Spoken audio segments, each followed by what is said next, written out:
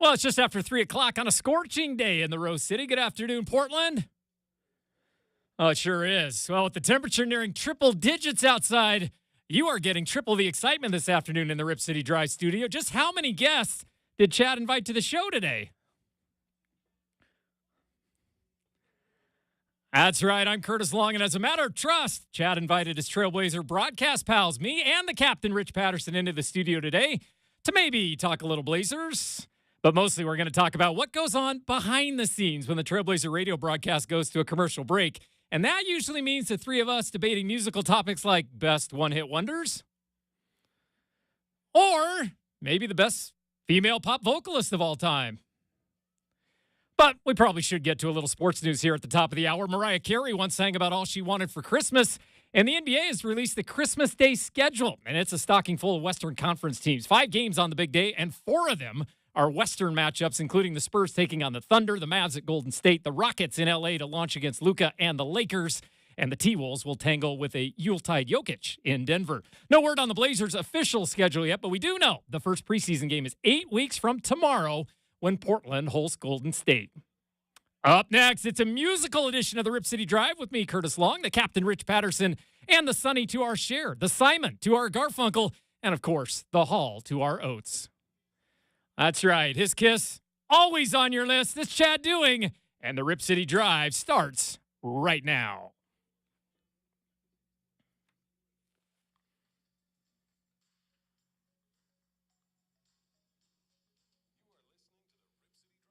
Where the heck did he go? Are you?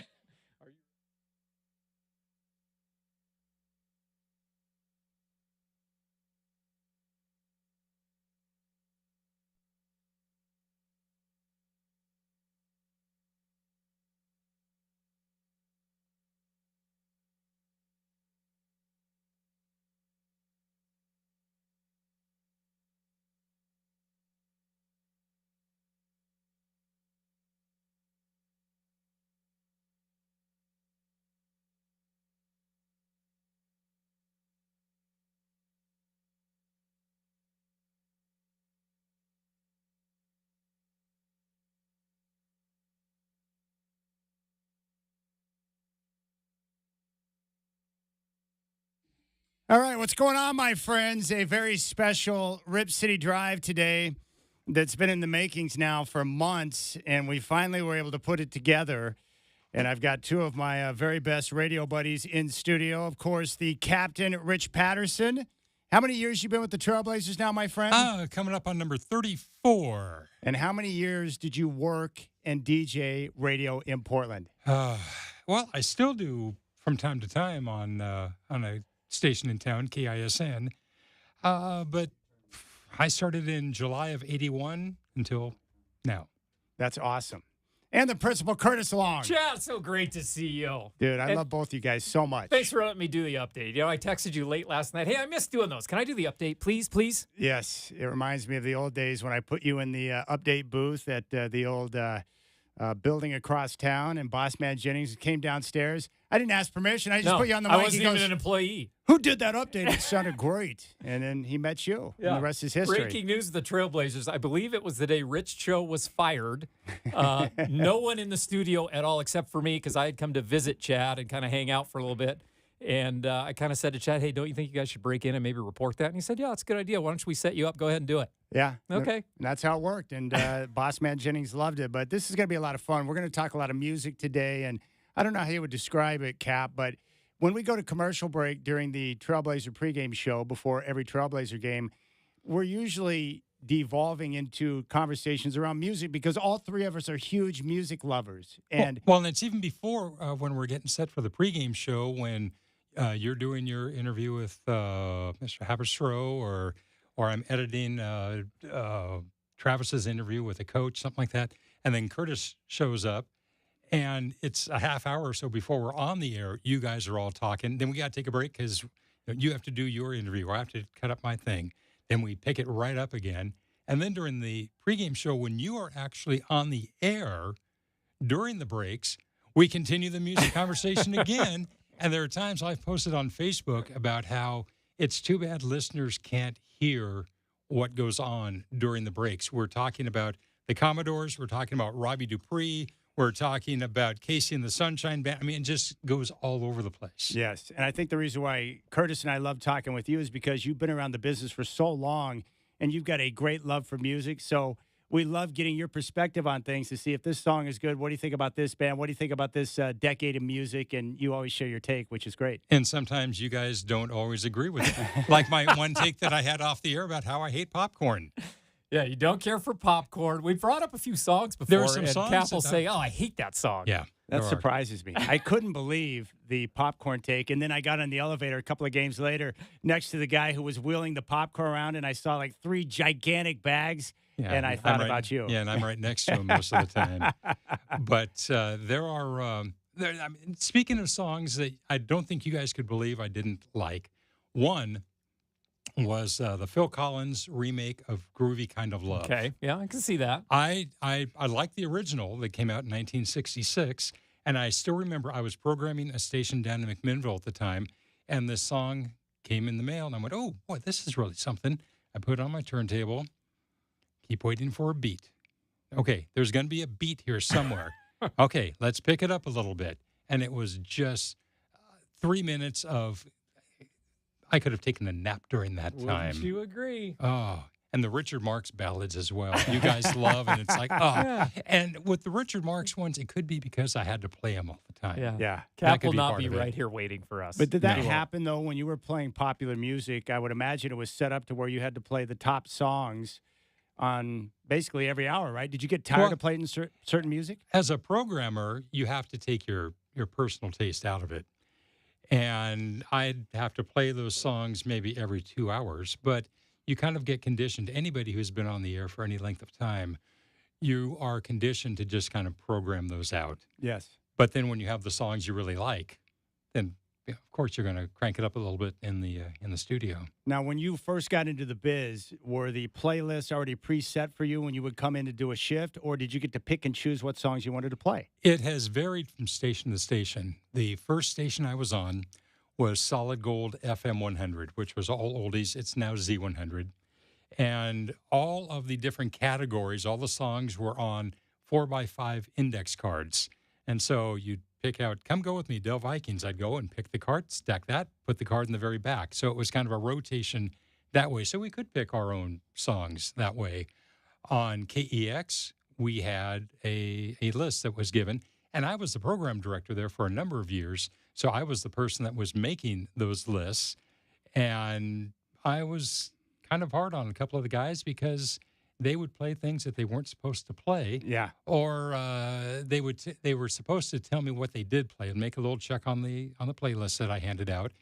And so the songs that didn't get played, they get back in the rotation. Yeah, I was a real stickler for rotation, so you don't hear the same songs at the same time every couple of days. Yeah. You know, the one thing that we were thinking about as we got ready for this show is I remember when I was younger how big the radio was. And I know Curtis remembers this. And Absolutely. the Cap, obviously, it was a big deal in your life. But waiting around the radio, listening to your favorite radio station, hoping they play the song that you want to hear. And I remember back in the probably around 82, 83, waiting to hear Out of Touch, the new Hall & Oates album that came out. And I knew Out of Touch was going to play. And so I would have the cassette tape ready to you record. got the boombox with play and record and Yes. pause all pressed at the same We time. all So all you did have to do that. is hit Yes. the pause button. But isn't there something special about waiting around the radio for your special song or the new song or something you really want to hear come out and play? It's the best. Exactly. There's one song you're talking about always requesting. When I was working down at KIQI in Lebanon, down in the Mid-Valley area, that was summer of 83, and the big song was Total Eclipse of the Heart, Bonnie yes. Tyler. And the little girls would call, can you play Turn Around Bright Eyes? I want to hear play Turn Around Bright Eyes. And I'd play it. 5 minutes later, can you play Turn Around Bright Eyes? It's like, oh, gee. But that's what happened. The thing is, though, and on Z100, where I worked a couple of times, people don't request old songs for the most part. They request the hot songs. Oh, They yeah. request the Bonnie Tyler, the Hall & Oates. And you know they're going to be coming up. If they're in hot rotation, they come up maybe every 75 to 100 minutes. And we've got audio of Cap playing the long distance dedications, the dedications from listeners. I remember a couple of them. It was the same. Jason, I think, had like 3 songs dedicated to him. He was doing okay. I forget what the name was, but I love it. Yeah, you've played that a couple of times on the air. But Principal, what are your early days radio-wise, listening to songs? What do you remember? What jumps out? Well, I remember listening a lot just on a little, even a transistor radio. I didn't have anything special, any kind of fancy stereo. I remember when I did get a fancy stereo, which would be from like Sears, but it had a turntable on it, an 8-track player. I remember my first 8-track, Billy Joel, 52nd Street, and Big Shot. Loved all that stuff. So having the 8-track, I had the Queen with Flash Gordon soundtrack. Loved playing that on my 8-track tape. That was fantastic. Yeah, but always listening to the radio. And that's why I've been such enamored with Rich ever since working with him, because he was there. I mean, that was my childhood. You hop on the bus in the morning going to school. The bus driver's playing Z100. You're listening to the Morning Zoo. Yeah. And then coming home or on Friday nights after baseball games or basketball games, that station was always on in my life. And now to be with someone, to be working with someone who was actually there, he lived through that, and he could tell you stories about all the different songs or what was playing and what wasn't or what was going on. It's such a blast. I was at the studio in Z100 when they made the change in March of '84. It was the Rose. Yep, was I the remember format. It was the Rose. It was very soft. Barry Manilow, Anne Murray, John Denver, the Carpenters. And I'm unpacking all of these songs from corporate that is going to be the new format. And here's Photograph, Def Leppard, Jump, Van Halen. I'm going, oh, man, because they had me in charge of putting that together. Yeah. And then on that night, March 17th or whatever it was, of 1984, the Rose went off the air at about 4:30 that afternoon. The last song was I Write the Songs, Barry Manilow. Not anymore. No, then they went silent. They were adjusting everything because of the new sound, fidelity, all of that, and came back on about 7 o'clock that evening. And the first song ever on Z100 was? Let's see, 1984. Let's see. Give me a. It was not a current. It was a song that was about a year old. Oh, it was. Okay. Centerfold. From a song Rock from the 8. Casbah by The Clash. Oh, that was the first song played on Z100. That was the first song That's ever a played great on. trivia question. And the number 2 song was a popular song at the time, Footloose. Footloose. Boy, I sound like Casey Kasem.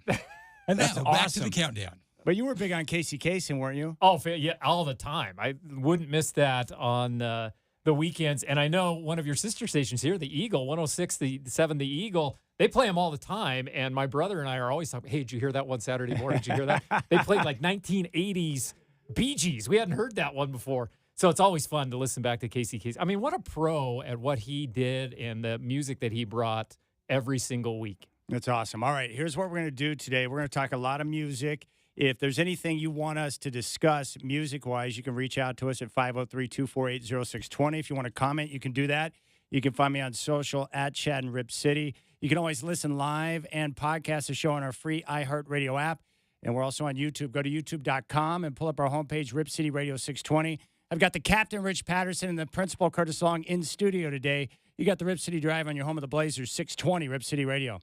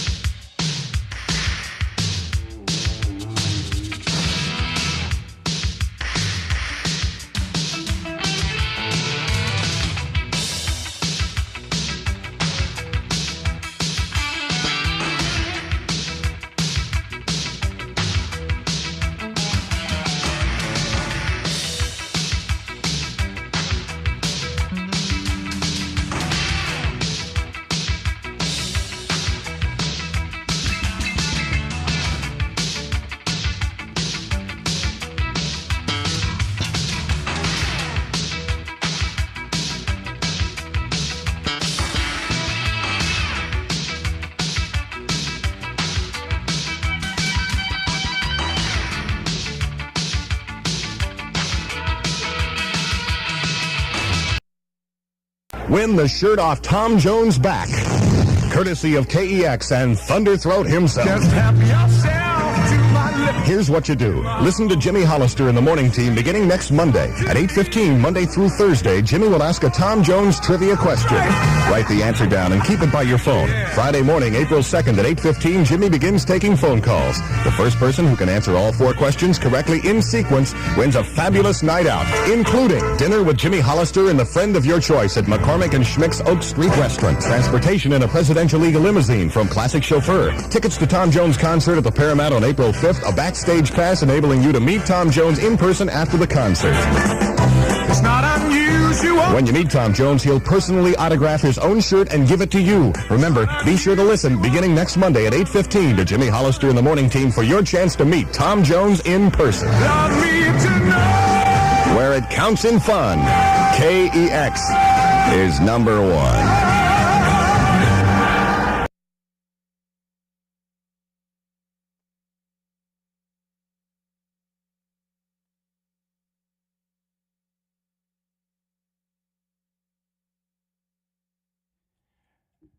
All right, Chad Doing here, Rip City Drive. I've got the principal, Curtis Long, and the captain, Rich Patterson, hanging out, having fun today.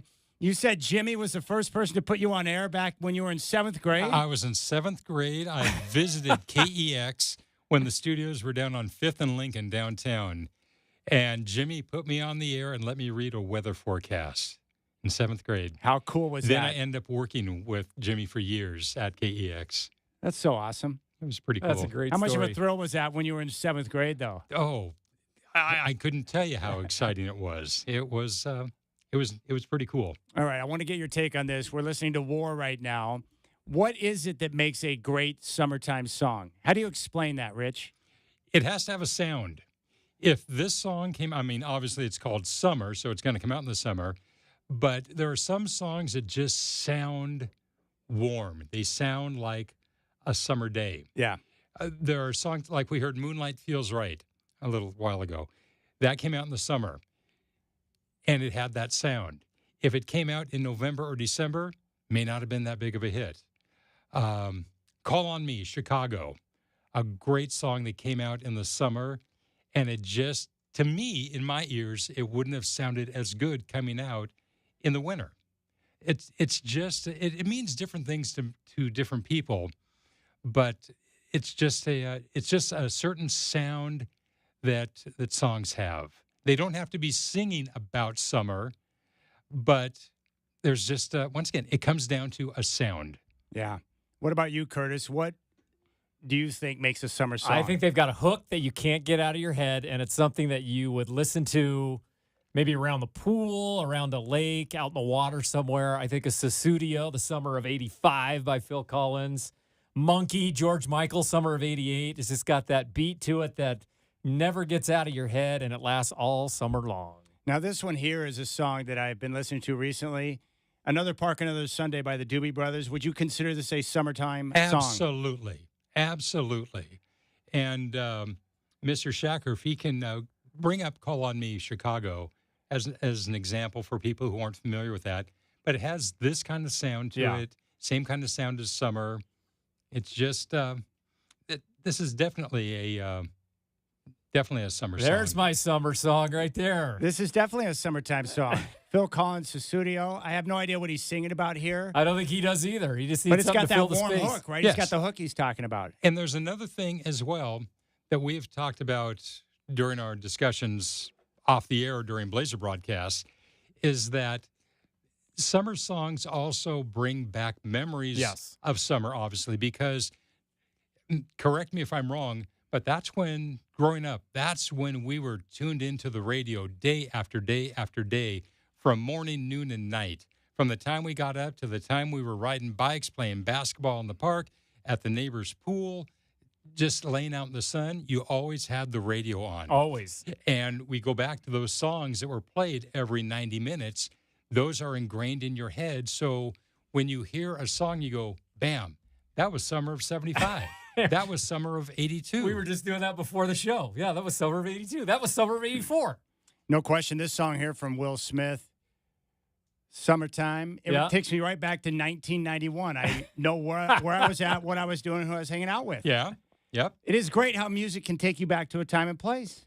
And it's really unfortunate. Another thing that we've talked about that we said we wanted to bring up when we did this show is how we all feel bad for the Gen Z generation.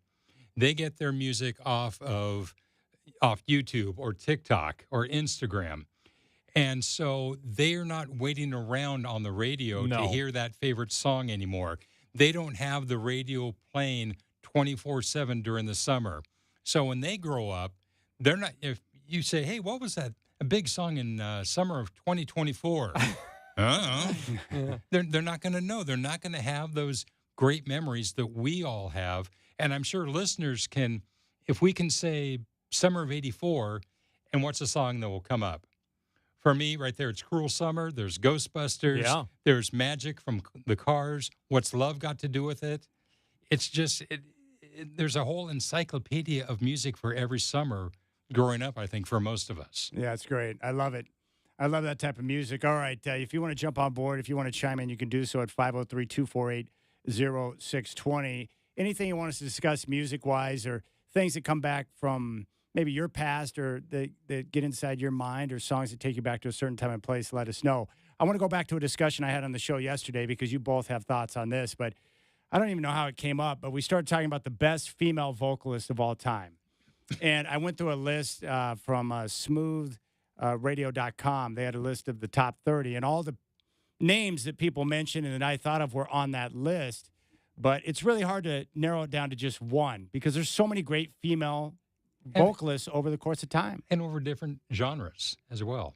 Yes. Like on that list, I heard you say Ella Fitzgerald. Yeah. Yeah. But how can you really compare Ella Fitzgerald to Mariah Carey? Yes. It's a different time, different place. All right. Curtis was able to name a couple, including this one right here, one of my cousin Darren's favorites, Sheena Easton.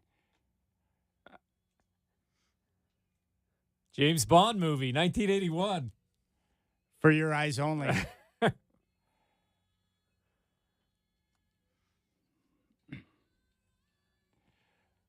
What do you think about Sheena, Cap?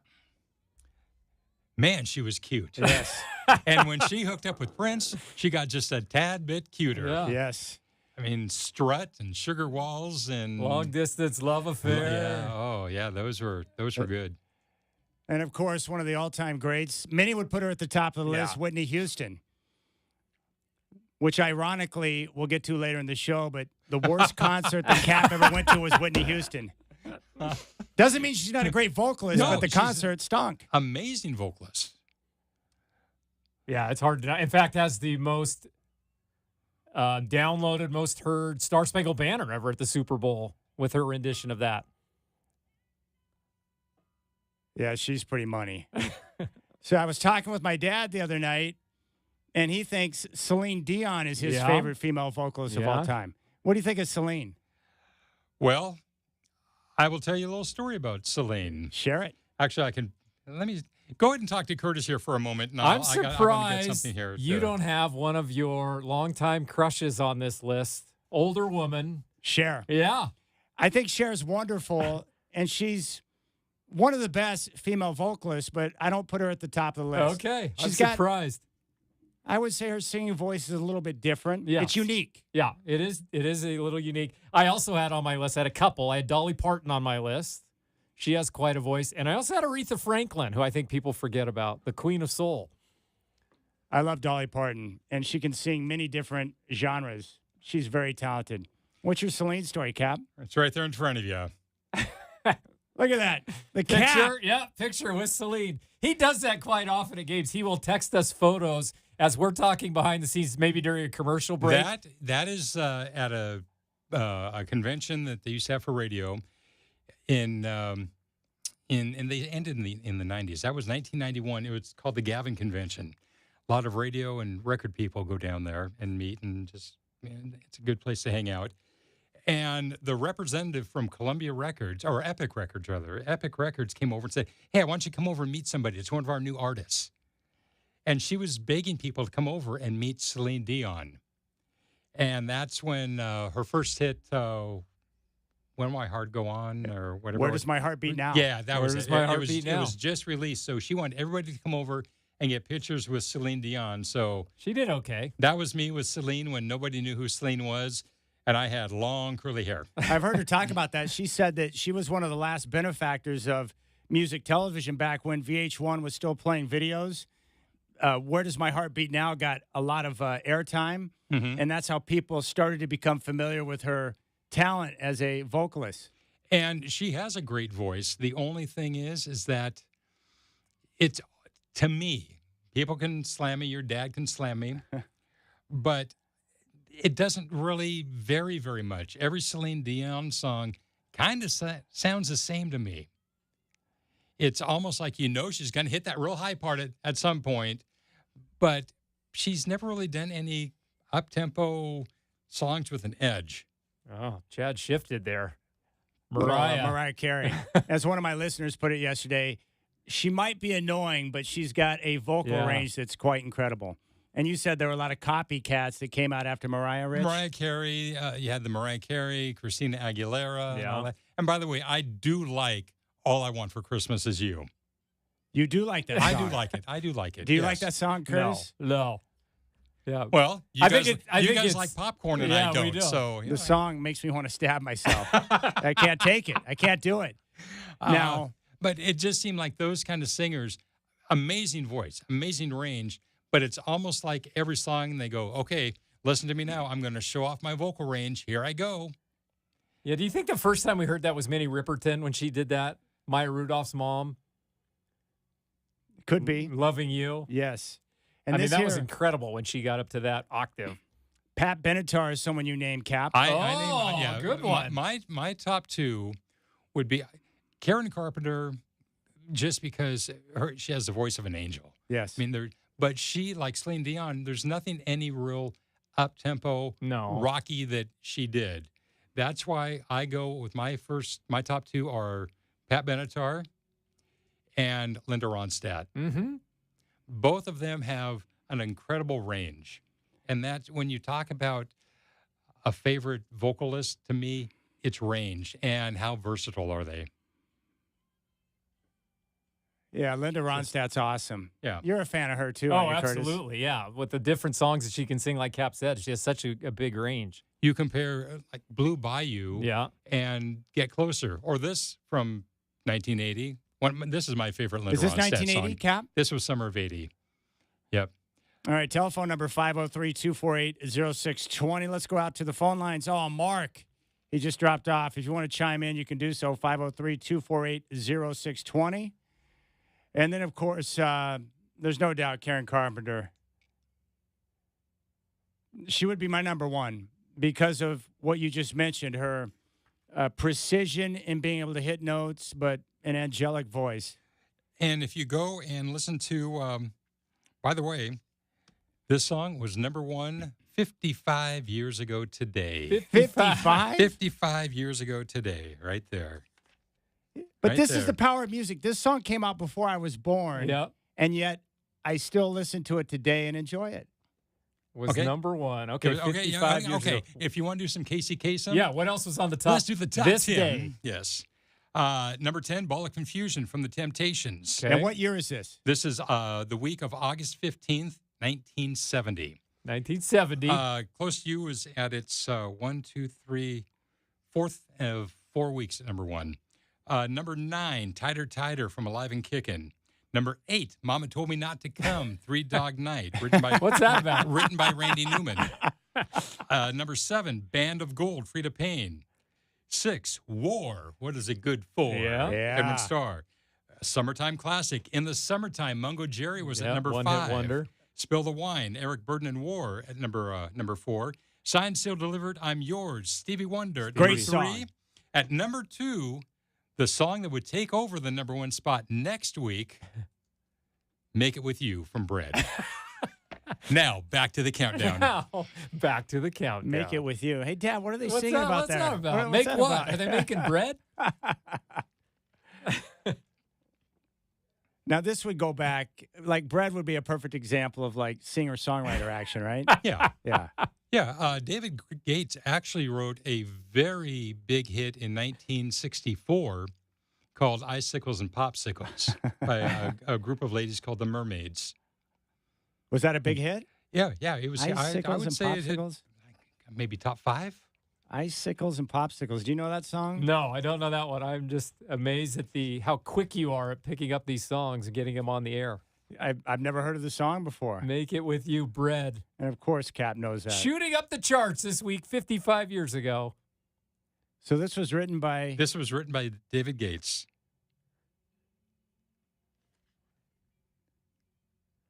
You know, it's amazing. This song's only 2 minutes, 33 seconds.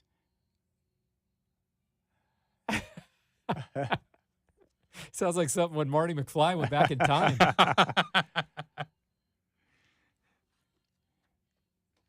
Yep, that was David There you go. Gates. Yeah. All right, telephone number 503-248-0620. I've got the captain, Rich Patterson, and the principal, Curtis Long, in studio. We're hanging out and talking music. And you brought all these books in, so you've got different encyclopedias for us. But what do we got, Alan? What are you guys looking at? Well, the book I have right here is the all-time top 10. Every week, the top 10 every week from 1955 through 2000.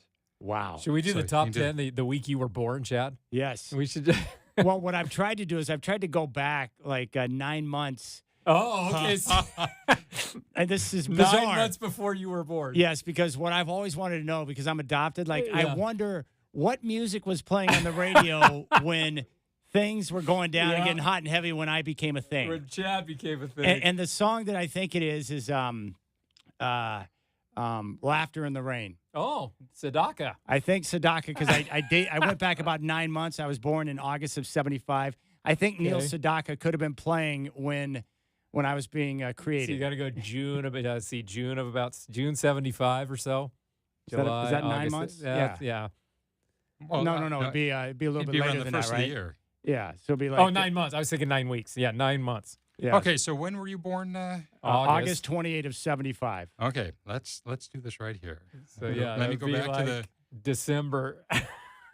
Okay, let's go back to. Are you We'll do mid-August. Are you strolling along country roads? Yeah. What were my parents listening to when that moment became perfect? Okay, so let's go back to. Let's look that up. Okay, We got to so let's isolate the let's call song. it mid-January of 75. Mid-January Okay. 75. Okay, so Cold outside, but It's getting hot cold inside. It's getting Wow, hot inside. you know what? Yeah, you're right. The week of January 25th of 75, this was number 2. Yeah. Yeah. Yes. So good chance it was in rotation on the radio. Yes. And there were some good songs. Number 1 was Please Mr. Postman from the Carpenters. Nice. Yeah. Cake. See, well, let's do top 10. Yep. Pick up the pieces. Average White Band. Average White Number Band. 9, Never Can Say Goodbye, Gloria Gaynor. Number 8, Morning Side of the Mountain from Don and Marie. There was a boy, there was a girl. Oh, one of the worst songs of all time. At number 7, One Man Woman, One Woman Man, Paul Anka and Odia Paul Coates. Anka. Moving from number 21 all the way up to number 6, on its way to number 1, You're No Good, Linda Ronstadt. Linda Ronstadt. Okay. Number 4, Fire, Ohio Players. Oh, that's a good song. Ohio Number players 3, are awesome. moving down from number 1, Mandy from Barry Manilow. Could have been Number Barry. Can't Number discount 2, Barry. Number No. 2, going into number 1 next week, Laughter in the Rain. And then there's Donnie and Marie. Yes. You know, okay, you guys are going to laugh at me. Yes, talk to me. I like this song. I like the song too because my Nana used to listen to this. She thought it was wonderful. Yeah, one of you's a little bit country and the other one's a little bit rock and roll. Well, all of Donnie and Marie's early hits were remakes Yeah. of songs from the 50s and early 60s. This, I'm leaving it all up to you. Yeah. Deep Purple, all those were remakes. But this is wimpy, but Did you like Donnie Marie? so what? Absolutely. Yeah, absolutely. A little bit country, a little bit rock and roll. You know what I love about you, Prince? Puppy love. There's not a lot of music you don't like. No, there's some. We'll get to that. I think we have as one of our topics was some of the worst top 40 songs of all time. All right. Well, thank you for that exercise. So we've narrowed down the songs that could have been It playing in the could have background. been, yeah, it could have Maybe been there Barry. was somebody saying, please, Yeah. please, Mr. Postman. Yeah, it could have been. Could have been Mandy. Oh, we could got a have been. delivery. Yeah. Who And they were- knows? Yeah. Did you- Fire would have been a good one there. Did you ever meet Barry Manilow? No. Saw him in concert. I have not seen him in concert. I was Great supposed to take my concert. mom, but they had some type of like issue at the Motor Center. There was supposed to be a high school graduation. This is Yeah. probably about 10, 15 years ago. And so his show got postponed and eventually canceled. So I didn't get to take her. I was bummed out. This is Chicago. Call on me that I was talking about, a summer sound. Definitely a summer sound on this one. This is such a great song. This is one of the most unique bands because how many rock bands lead with the horn section? Right. Or have a horn section. Do you like Chicago? I love Chicago. Yeah. I've seen them in concert multiple times. I I'm a fan. like Chicago pre-1984. I'm not a big fan of their 80s stuff that all sounded the same, Look Away and all that other stuff. It just When they lost Cetera or still? when they lost the brass. Yeah. When they lost the Along brass, Comes a Woman, Stay the Night. they lost their sound. Yeah. Well, who's the big record producer that worked with them to get them back at the top of the charts?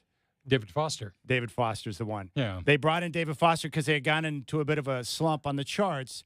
Foster came in and worked with Cetera, and that's when they came out with, Hard Habit to Break. And I think it all was that at stuff Chicago 16, right? Around Or 84, 17? 84, 85. Yeah. Hard to say I'm sorry. All right, we'll keep things rolling here. When we come back, we're going to talk about 45s. The first 45s that we remember Love it. purchasing. I know mine, the cap. How many 45s do you have? Like 5,000? I'd say- 10,000? I'd say around 10,000, yeah. 10,000. Yeah. He showed it to me. It looks like a big Rubik's Cube. You got them Wow. all saved. So we'll get into that. If you want to jump on board, 503-248-0620. It's the Rip City Drive. The Principal Curtis Long, the Captain Rich Patterson hanging out, talking a little music today here on the Rip City Drive.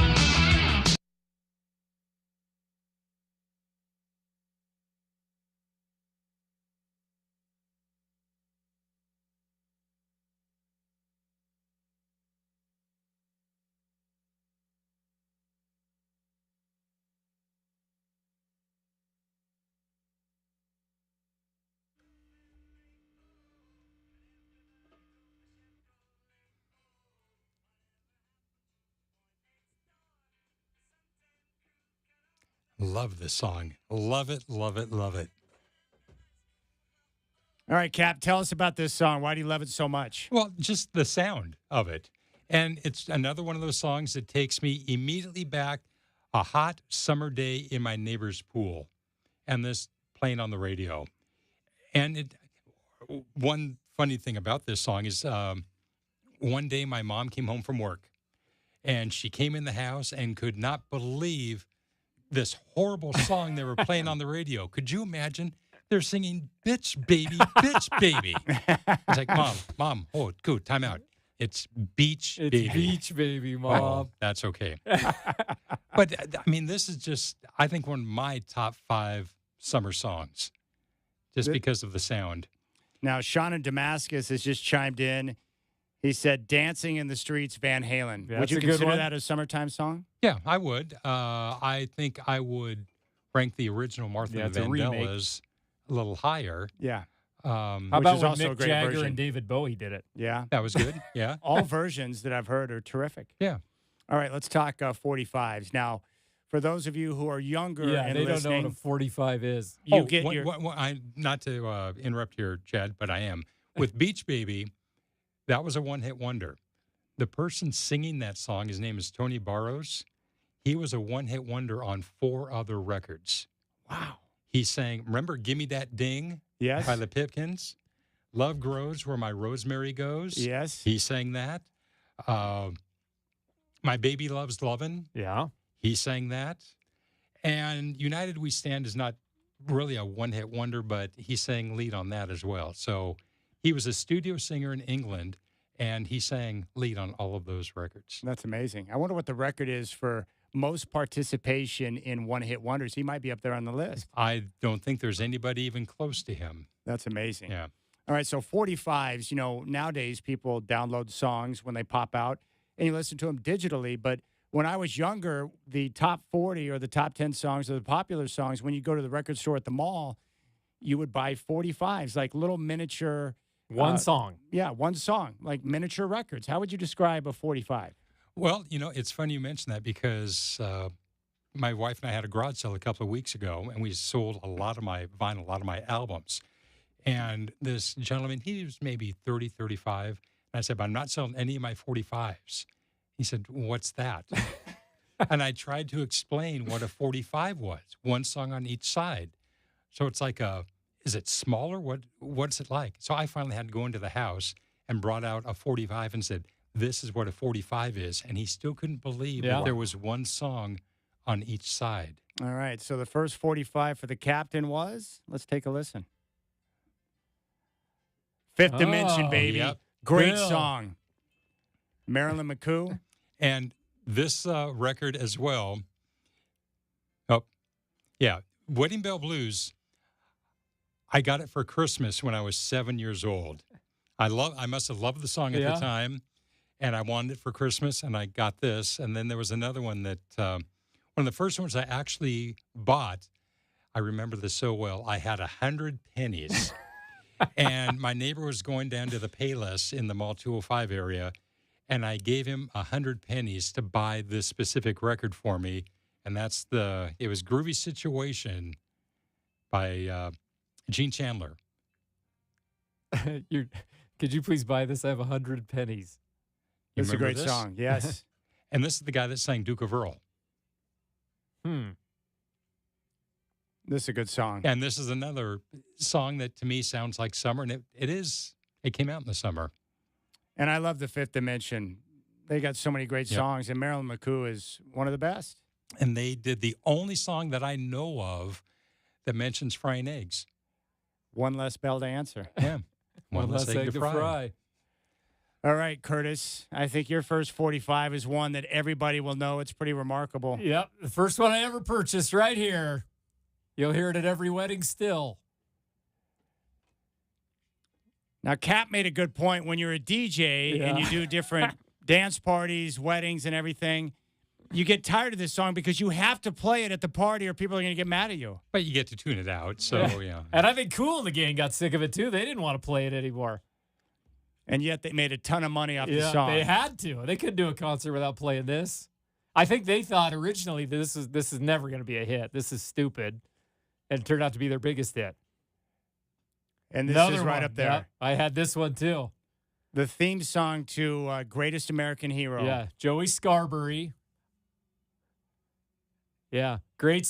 I was a big superheroes guy, so this guy flying around like a madman in the sky, crashing into things. I love the show, and I was seriously in love with Connie Selica, like something fierce. Do you like the George Costanza version? His answering machine. Yeah. Yeah, it's really good. Well, my first two 45s, you got to remember I grew up in Oklahoma, so I got a little country in me. Alabama, loving the first degree. Yes. A great jukebox song in a lot of Pizza Huts and diners around the country back in the early 80s. Absolutely. Lock me away and hide the key. It's such a great song. And then this here, which is one of the all-time greats from 1982. Oh, Michael McDonald, I keep forgetting. you had this on 45. Yes. I know Cap, that we're you going to like go. this song, don't you? I know that we're going to go to our top songs of all time. This may or may not be on my list. A guy that everyone wanted singing background Yes. for him back in the day, too. Wait, that guy's white? You got to be kidding me. All right, we'll keep things rolling. We're just hanging out, having fun, and talking music. You can jump on board 503-248-0620. Text me and send me any ideas or thoughts that you have, 360-281-5473. You can always listen live and podcast on our free iHeartRadio app. You got the Rip City Drive on your home of the Blazers, 620 Rip City Radio.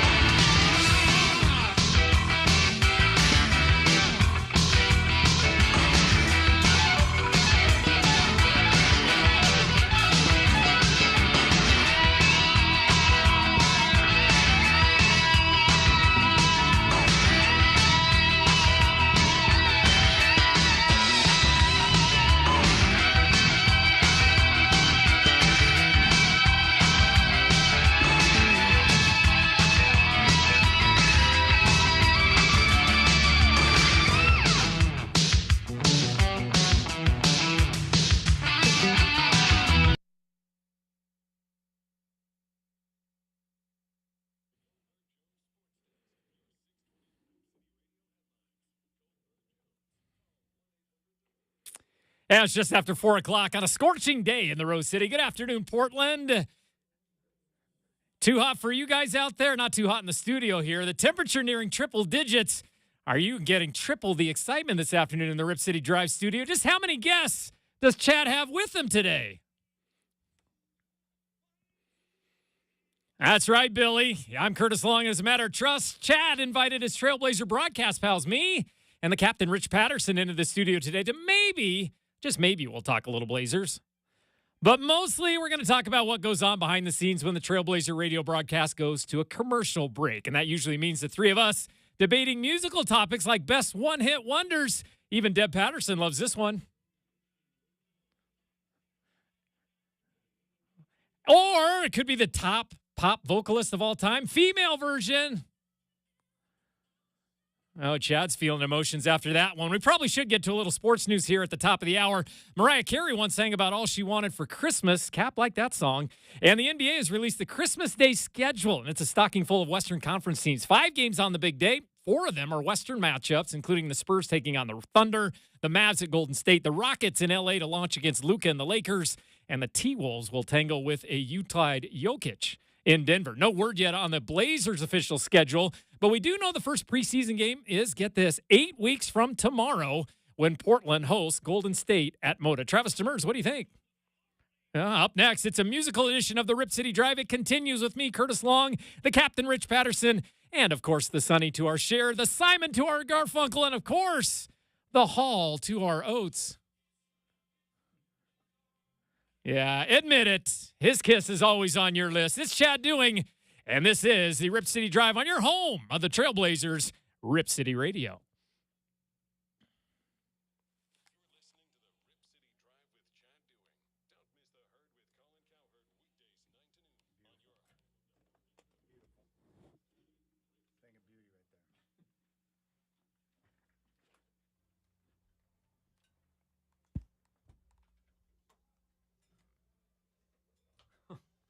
Idol.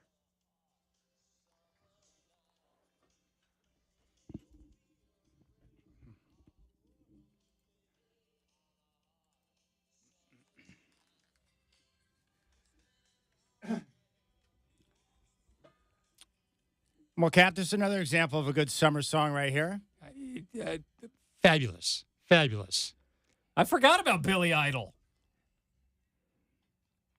He's a lot more versatile than what people think. Yeah. Yeah, absolutely.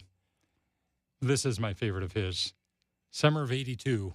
This is a good one. I played this very loud in my 1978 Camaro. Chad, you down with Billy Idol? I am. Flesh for Fantasy? Yes. Eyes Without a Face. Eyes Without a Face. And he was a monster, huge. And you know this from your days in radio back in the day, but he was a monster in the early 80s. Yeah. Yep. He was everywhere, and he was a benefactor of MTV because of for his sure. image and the videos that he put together. Yep. We've played quite a few songs that probably a lot of our listeners don't realize are remakes. I think of him with Moni Moni, another remake that he made famous. That became, in a lot of ways, like a sports anthem because Yeah. it was played in NBA arenas around the country for a long period of time. Here we go. Here's Chad's favorite. This is a great song. Chad's rolling up to the Vancouver Mall with this playing. See, it's taking me back. You're going to the arcade at the Vancouver Mall. Snarled lip. Like, those vocals are pretty good. Yeah, he is pretty good. All right, Deb, your wife, Deb Patterson, has chimed in. Chad, one of my all-time favorite summertime songs, and this is a little bit embarrassing to admit, but it's Bop from Hanson. Just had to get in on your phone this afternoon. The show is sounding great. It's making me smile. So, You know, with Hot in the City there, I have a little bit of trivia about this radio station, or about at least this frequency, in the 1960s and 70s when it was KGW. 62 KGW. During the summer, it was never 91 degrees at KGW because the competition was 91 KISN. Oh, Interesting. Their studios were down on 10th and Burnside, right across from Powell's Books. Likewise, it was never 62 street level degrees on KISN. of course not. So never 62 degrees at Kissin, never 91 degrees at KGW. Wow, that's pretty awesome. All right, I had someone reach out and asking about the disco demolition that took place at Comiskey Park back in the day. And, of course, disco music was a monster, and you played a lot of that yourself, Cap. But I want to know from you, like, what caused the revolt against disco music? Because during that era, there's so many great songs that came out, not just from the Bee Gees, but across the music landscape, songs that we still listen to today. I think it was oversaturation, and it became too big. Just like any genre of music, any TV show that gets to be extra huge, there's going to be backlash. And I think that it was too much. And also later on in the disco era, in 78, 79, everybody was doing disco. There was Cap even turned on Paul McCartney. Barry Manilow. Yeah, I turned on Paul McCartney for a short time when he did disco with Goodnight Tonight. Rod Stewart, Barbra Streisand. But in hindsight, this was fantastic music. Oh, the Bee Gees. There wasn't a drum machine to be found. The people playing on this song, on Casey and the Sunshine Band music, on Earth, Wind, and Fire, there were live people playing real instruments, making music that was just phenomenal. However, I found out 100%. a little bit of trivia. You know the song Rock Your Baby, George McRae. George McRae. Yes. Another fabulous song, Summer of 74. That was written and produced by Harry Casey of the Casey and the Sunshine Band. That was one of the first songs to ever use a drum machine. Yeah, there we go. And this Kind of that bossa nova. As a DJ, what a great talk-up record. You could hit the post to this one. Oh, you could hit the post all over the place on this one. Yeah. But this was one of the first songs to ever use a drum machine. This is a great song. This is an amazing record. Would you put this in the summertime feel? Yes. It feels like a summer song. For two reasons, because it did come out in summer. It was number one in summer of 74. But it also has that very easy, laid back, let's have a picnic Island in the vibe. shade, walk on the beach kind of sound to it. Yeah, this is a great song. This could almost make my top 5, but not quite. My top 5 Interesting. of all Written time. by Written and produced by Casey. Casey. And then a year later, he'd start having his own hits. Sure did. Yeah, a lot of them. I just watched that. I can't remember the exact name because there's a few different documentaries on the Beatles. But the one thing I found that was interesting is when there were people talking about them, you know, with their great harmonies and the way they're able to sing together, there were people like, hey, they're brothers. So you have 3 great musicians and singers, but the blood and the connection of being family, they can produce a sound that you cannot mimic Yeah. or recreate. You talking about the Bee Gees? Yeah. Yeah. And they bring exactly. in Andy, and he'd fit right in, too. The baby Bee Gee. Yeah. Did you get tired of playing the Bee Gees back in the day? You know, I was not in radio yet when the Bee Gees. I played one, and I played Alone, the hits in the late 90s. We played both those on KEX. But this we played on KEX as an oldie. Anything that didn't have a beat, we played on KEX. So, hey, the statute of limitations are done. I haven't been on the air there in over 20 years. You know what's funny about KX, or when I would listen to news stations on the AM dial back in the day, like KX, when you were there, you guys played music sometimes. There was like talk, there was music. It was like a variety station. It was called a full service. It was that's what was the name of the format, was full service. News, sports, weather, music, and entertainment. You had the legendary DJs on there. You had Bob Miller. You had Barney Keep, who did the morning show for 40 years. Mark Mason, Jim Donovan. They were just all Bob Swanson, Jimmy Hollister, some who were legends in Portland radio. They were on KEX. How many years did you work at KEX? I started at KEX in September of 78 as an intern. I had just turned 16. And back and forth a couple of times, I ended up leaving there in 2000. So I was there for basically 22 years. What were your big radio stations that you listened to back in the day? For me, it was like Z100 and I think Q105 was a station. Q105 was good. Yeah, Magic 107. I think there was Magic 107 for a while. Z100, of course, was big. We had a DJ come out and do an 8th grade dance out at Pleasant Valley once. He was Romeo Blue, who was a DJ at Q105 at the time. Nice. But we thought it was cool just to have a radio DJ in the house. But those were the two big ones. And I think Q105, they used to talk about on there, they would broadcast from the Pink Tower, from the US Pink Bank Tower of Power. Yes. Yeah. You remember that? Oh, I totally remember that. Q105. So good. Really good. And remember I remember it was a big deal. Remember Huey Lewis's Heart of Rock and Roll where they name all the cities there at the end? And it was either Z100 Tulsa, or Q105. Austin, Oklahoma City. And at Seattle, the end, San Francisco, they had too. dubbed in. I don't know how they did it, but at the end, it says Portland, Oregon. So somehow a radio station got them to put that in there. I have that. Okay. Now, We was it you? should have brought Did it. you meet Huey?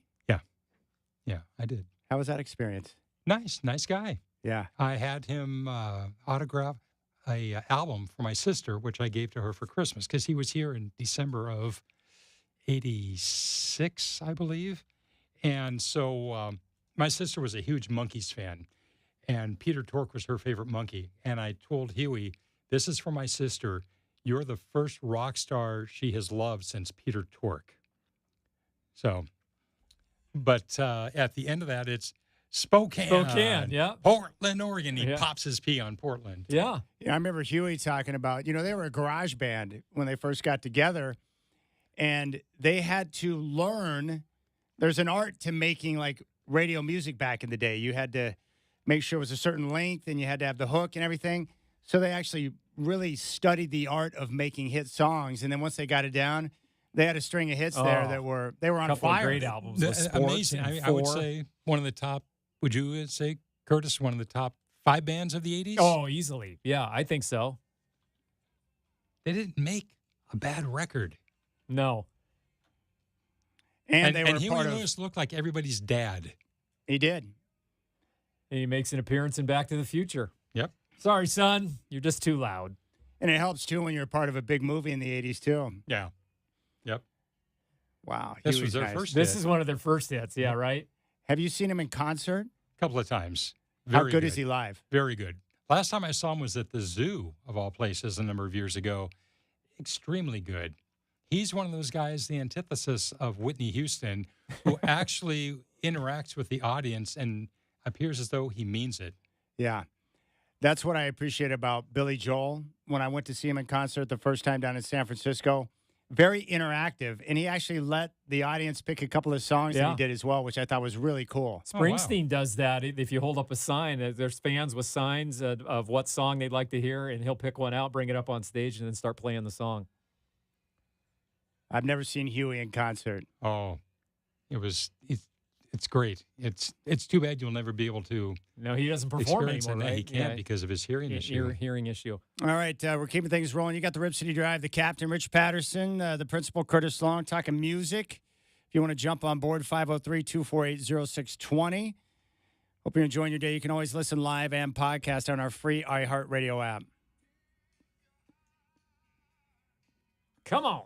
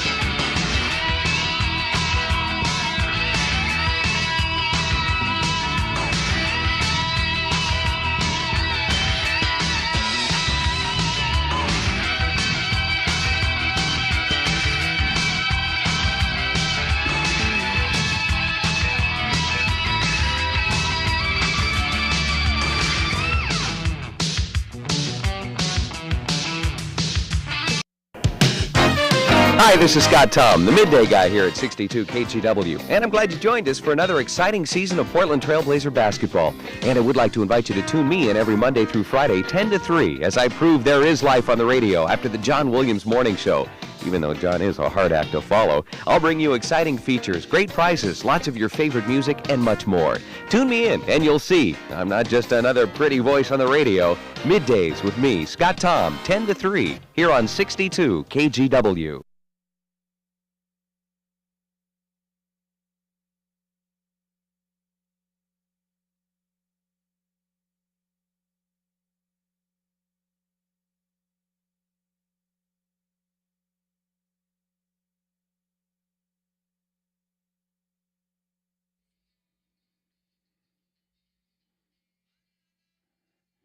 Well, Cap, this is another great song here, my friend. I was just looking it up, and it was the number 4 song in the country on this day in 1967. Wow. For me, the greatest song the Monkees did. This is just, it's So like almost fantastic. 58 years ago. Yeah. Doesn't sound that old. My dad loves the Monkees. Yep, I do too. And I know my sister's now listening, so I can say that I know almost every Monkees song because she was 12 when the Monkees hit in 66. So she had a couple of their albums, the first one and Headquarters. And she played those over and over and over and over again. And of course, I'm 4 years old. I have to listen to them. So I know every one of those songs on those 2 albums. That's terrific. That's good. And Yeah, we had this 45 at the house. Have you seen the Monkees in concert? Yes. Yep. So all of them in one form or another. It was first time I saw them, it was Davey, Peter, and Mickey. A couple of times it was them. And then saw Michael, Mickey, and Peter. Yeah. So that was after Davey had passed away. Wow. Fun shows. So Rich is talking about his sister. Chad, did you have any influence at home? Did your parents play certain kind of music? Or where did you get because you are one that loves all different genres. During breaks and Blazer games, you'll go from a country song to a adult contemporary song to a rock song. He loves all different kinds. Where did that come from? Yeah, that's a great question. I think like a lot of people, I'm influenced by parents and grandparents. And what's interesting is my mom's side of the family is very country, right? So my grandpa, he would listen to a lot of country albums when I was growing up. And so that's where my country influence comes from. My dad was more of a rock and roll type of a guy. He enjoyed Elvis. He enjoyed the Monkees. Three Dog Night was one of his favorite bands back in the day. And then my Nana would also listen to a lot of adult contemporary type music.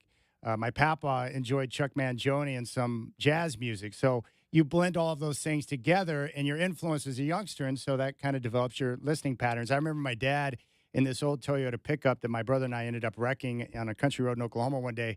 Before that happened, he had an 8-track player in there.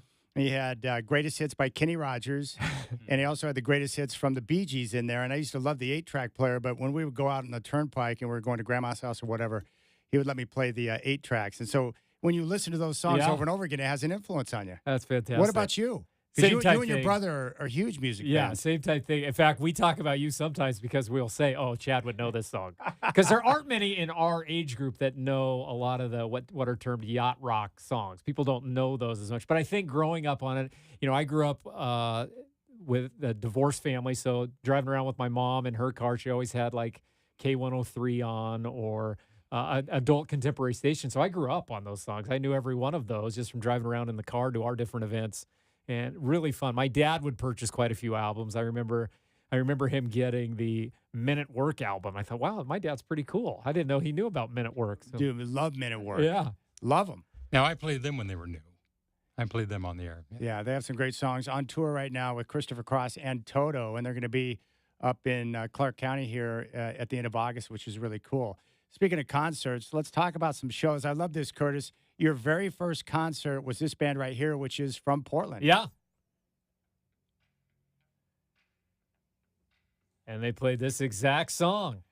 What's cool is that when you went, you told me that you were listening to them. You're like, they sound just like they do on the radio. Yeah, I'm only like, 10, 11 years old. And I'm thinking, well, they're not going to sound like they do on the radio. And they did. They were able to do all this stuff, all the synthesizer stuff. And if I remember right, hearing about this song, this is one that they had mixed in different ways, but they gave this particular mix to the producer and said, it's just a demo. We're working it out. And the producer said, don't touch a thing on that. That's a hit. You probably played this song when you were DJing, didn't you, Cap? Yes, I did. Yep. What would you classify this as? Is this dance music, new wave? No, I would say dance. Dance Pop, yeah. Yeah, New Shoes made it onto American Bandstand with this. It's terrific. Good stuff. And they did have a follow-up. Should I say yes? I will tell you another song. God, I hate this being hey, look at me. But the day that I met Dick Clark back in May of 86 at his office down in Burbank, he knew I was from Portland, and he said, oh, New Shoes just did Bandstand yesterday. And then he said, how can you stand to live up there with all the rain? He did? Yeah. Yep. Dick Clark had a lot of influence in the music industry, didn't he? Yes, he did. Yep. We A grew hero- up with a hero American of mine. Bandstand. You watched it all the time, didn't you? All the time. Yeah, that was a phenomenal show. Now, I asked you what concert was your best, and this is one that came to the top of your mind. And it's hard to argue with the boss. I've never seen Bruce Springsteen. Yep, saw him live. It is a show, and that guy performs the entire time, doesn't take breaks. He'll go for 2.5, 3 hours. And I was telling you guys off the air, one of the cool things is people come, they arrive with a certain song they would love to hear, maybe one that isn't as popular. They hold up signs, and he picks one out of the crowd, brings it up on stage, and there he goes into that song. Have you seen him in concert, Cap? Yes, I have. That's what I've heard from him. I have not seen him live, but I heard that he puts on a show like works his tail off. Yeah. There's a great video on YouTube about what you're talking about, and somebody wanted to hear You Never Can Tell, the Chuck Berry classic, and they bust right into it, and it's like, man, how can you do that? It's a great Without video. rehearsal. Without rehearsal, exactly. They just go right into it. The E Street Band. I love Cap because he has great admiration and respect for the Beatles. And when I asked him, he didn't hesitate. Favorite concert, Paul McCartney. Yep. And the best part is you had an experience like I've had at, certain sporting events or concerts where you're like, that's Paul effing McCartney. That's it. I saw can't him. believe I'm watching him. I've seen him 6 times, I believe. The first time was the best, and it was Thanksgiving night at the Forum in L.A. Oh, the Forum, which is a great concert venue. Yes, and it was his first American concert. And you're just waiting. The anticipation is just amazing. Then the lights all go out in the arena. And on the screen comes this big white flash, and you hear the first beat, the first note of A Hard Day's Night. And then he walks out, and you said, what's my memory of that show, my favorite song? And it's just like the whole time I'm just going, that is Paul McCartney. I had to convince my brain that I am actually looking at the real Paul McCartney. All right, let's talk about the Beatles for a second. Yeah, I don't think a lot of people understand this because a lot of people may not like their music, but the way I look at the Beatles is very simple, Cap, where they're not my favorite band of all time. I love them, obviously, but I respect them as being the best. One, the songwriting tandem with McCartney and Lennon, but the influence that they had on so many other artists, musicians, bands who saw them and said, I want to do that, and their influence still lives today. Well, there's actually a file that I sent to you. Yes. That I think you see there. It's 1963? Yeah. It's one, and no, don't play it yet. Don't play it yet. Because I have a little backstory on this. It's in 1985, my boss at KEX said, do you think you could put together a montage of every #1 song of all time?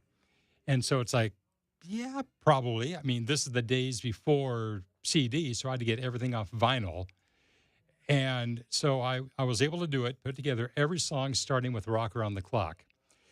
And I'm working on this, and I finally get up to 1964, Beatles hit. And I'm going, wow, how amazing was it for people listening to the radio in January 1964? And what I have here for you is the part of the montage that I put together back in 1985. This starts with the first #1 song of 1963. So it's every song of 1963, and then you'll see, or you'll be able to hear when music changed forever.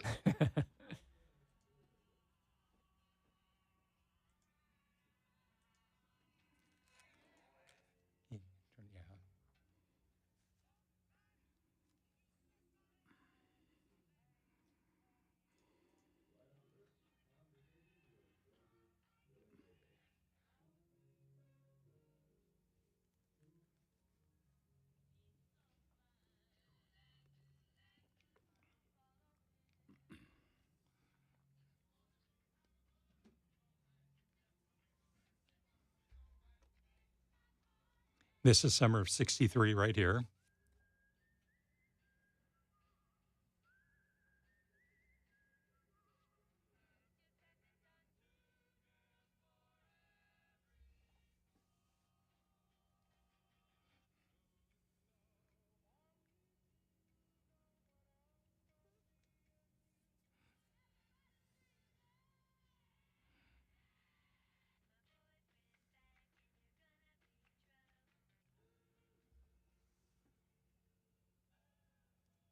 Great song.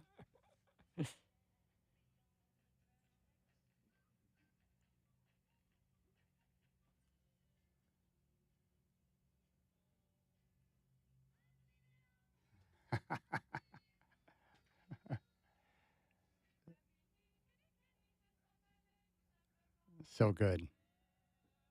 So this is all pre-Beatles.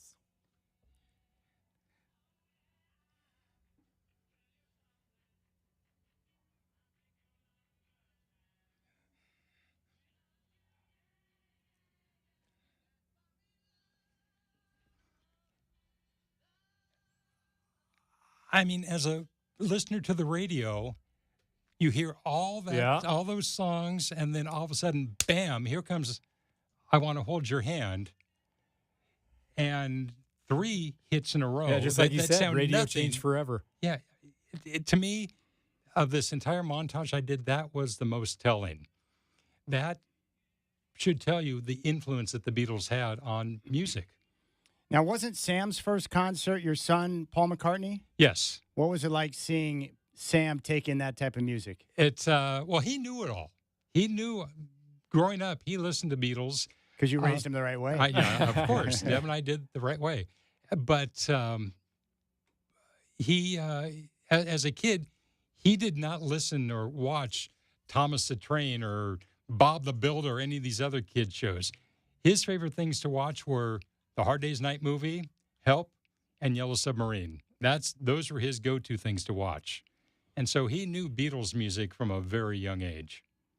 Does he still listen to older music now? From time to time, yeah, he does. So that influence is still there. Yeah, well, the influence is definitely there. In his car a month or two ago, he was listening to Hotel California. That's terrific. So, yeah, that's it. Then there's the other music that it's like, okay, well, how long until we're there so we can turn the radio off? Well, speaking of the Eagles, there's no question for me, the best concert I've ever seen live is the Eagles. First time was January 95 up in Tacoma at the Tacoma Dome. We had tickets during the Hell Freezes Over tour, me and my buddy Corey, to see him in 94, at the end of 94, but Glenn Frey got sick, so they pushed the date back to the beginning of 95. I went to the concert thinking this is going to be good, but I had no idea what I was getting myself into. Over 3 hours of nothing but hit after hit after hit. It was so good that 2 nights later I got a ticket and went to the Coliseum to see him again. And that's just it. You didn't get just the Eagles. You got Henley's solo stuff. You got Glenn Frey. You got Joe Walsh. It never occurred to me that I would get the single stuff from the guys, but they do everything. So my mind was blown. I was like, okay, this is what a concert's supposed to sound like. Yep, worth every penny. And then we just lost a great Chuck Mangione a couple of weeks ago. This a-hole across the table, Curtis Long. I'm just a messenger. I had no idea that he had passed away, and Curtis sent me the message. Like, oh, no. I saw Chuck Mangione once, and it was at the back in 95. He was at the Fort Vancouver fireworks show and played on the stage there right before the fireworks went off. And so to see him perform his craft up close and personal, I mean, I was like, and it didn't cost me a thing. I was like, I get to see Chuck for free. You got to be kidding me. I thought it was the best. Wow. So that was pretty sweet. Yeah, we were talking about concerts. What was your first concert, Chad? Def Leppard at the Coliseum. Nice. 1992. My mom is very much walks the straight and narrow.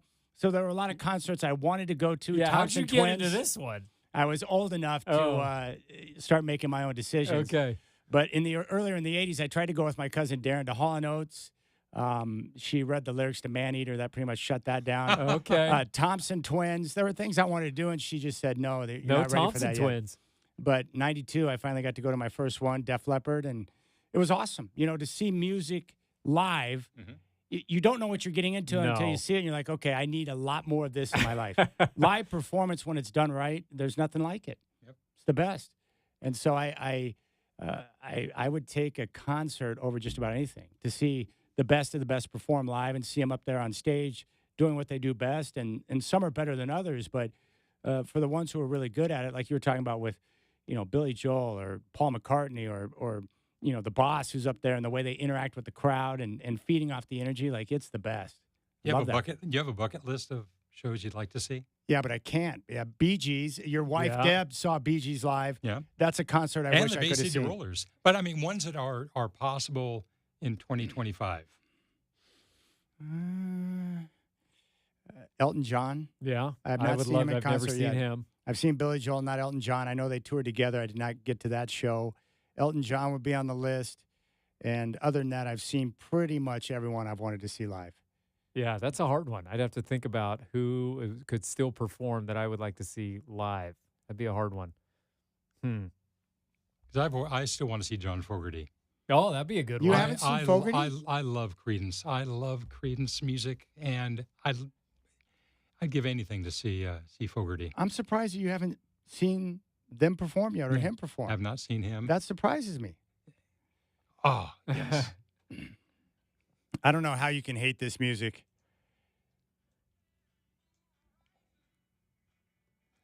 Like that album, the 20 Greatest Hits, every single song is freaking awesome. Yep. Yeah, Creedence will show up on my top 5 of all time. Okay. Yeah, Phil Collins isn't touring anymore, right? He's not. Yeah, I saw him in love to see 2019. him or Genesis. Did you ever see Phil? No.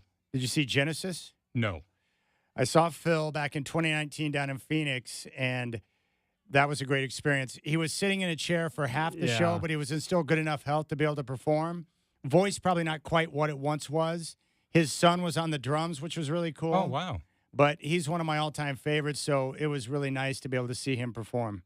One that this guy just retired, but I always wanted to see, don't laugh, Johnny Mathis. Oh, yeah. I thought he had one of the best voices in the early days of rock and roll. So smooth, wonderful thing. The Family Ties theme. Oh, yeah. Is that him? Yeah, Johnny Mathis and Jennifer Warnes. This was his first hit. This is another song that sounds like summer. Yes.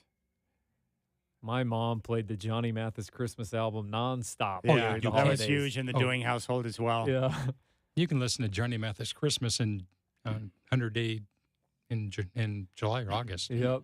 Like this music, it makes you happy. Yeah. My dad would approve of your selection, or he's down with Johnny Mathis. And Stevie Wonder would be my other one. Oh, that's another great one. I didn't think of that for sure. Remember when he was on the Cosby Show? Yeah. That was freaking awesome. Jamming on the one. Yep. Yeah, there's been times after Blazer games, after fifth quarter, or after the post-game show where you've bumped some Stevie. Yeah. We're down with Stevie. Yep. Yeah, so when we go off the air from a Blazer game, Cap always puts some music along the line, so the stations who are listening in along the line know that we're still there. Yes. And he'll and a lot of times Chad and I look at each other and say, oh, yeah, that's a great song. I have a flash drive with about 2,500 songs on it. They play down the network when we're not on the air. I love it. All right, our top 5 songs of all time for each of us coming up later in the show. You got the Rip City Drive, the principal Curtis Long, the captain Rich Patterson hanging out, talking music and having fun on your home of the Blazers, 620 Rip City Radio.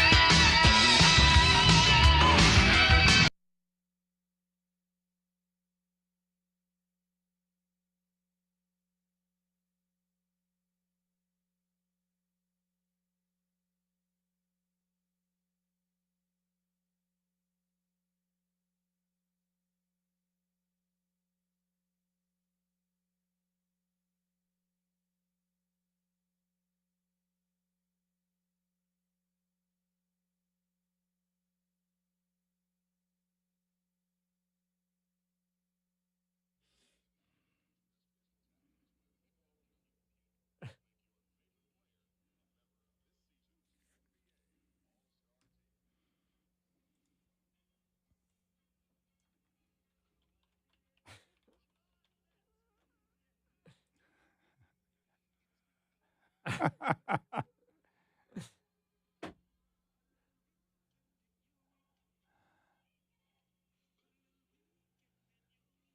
a summer song.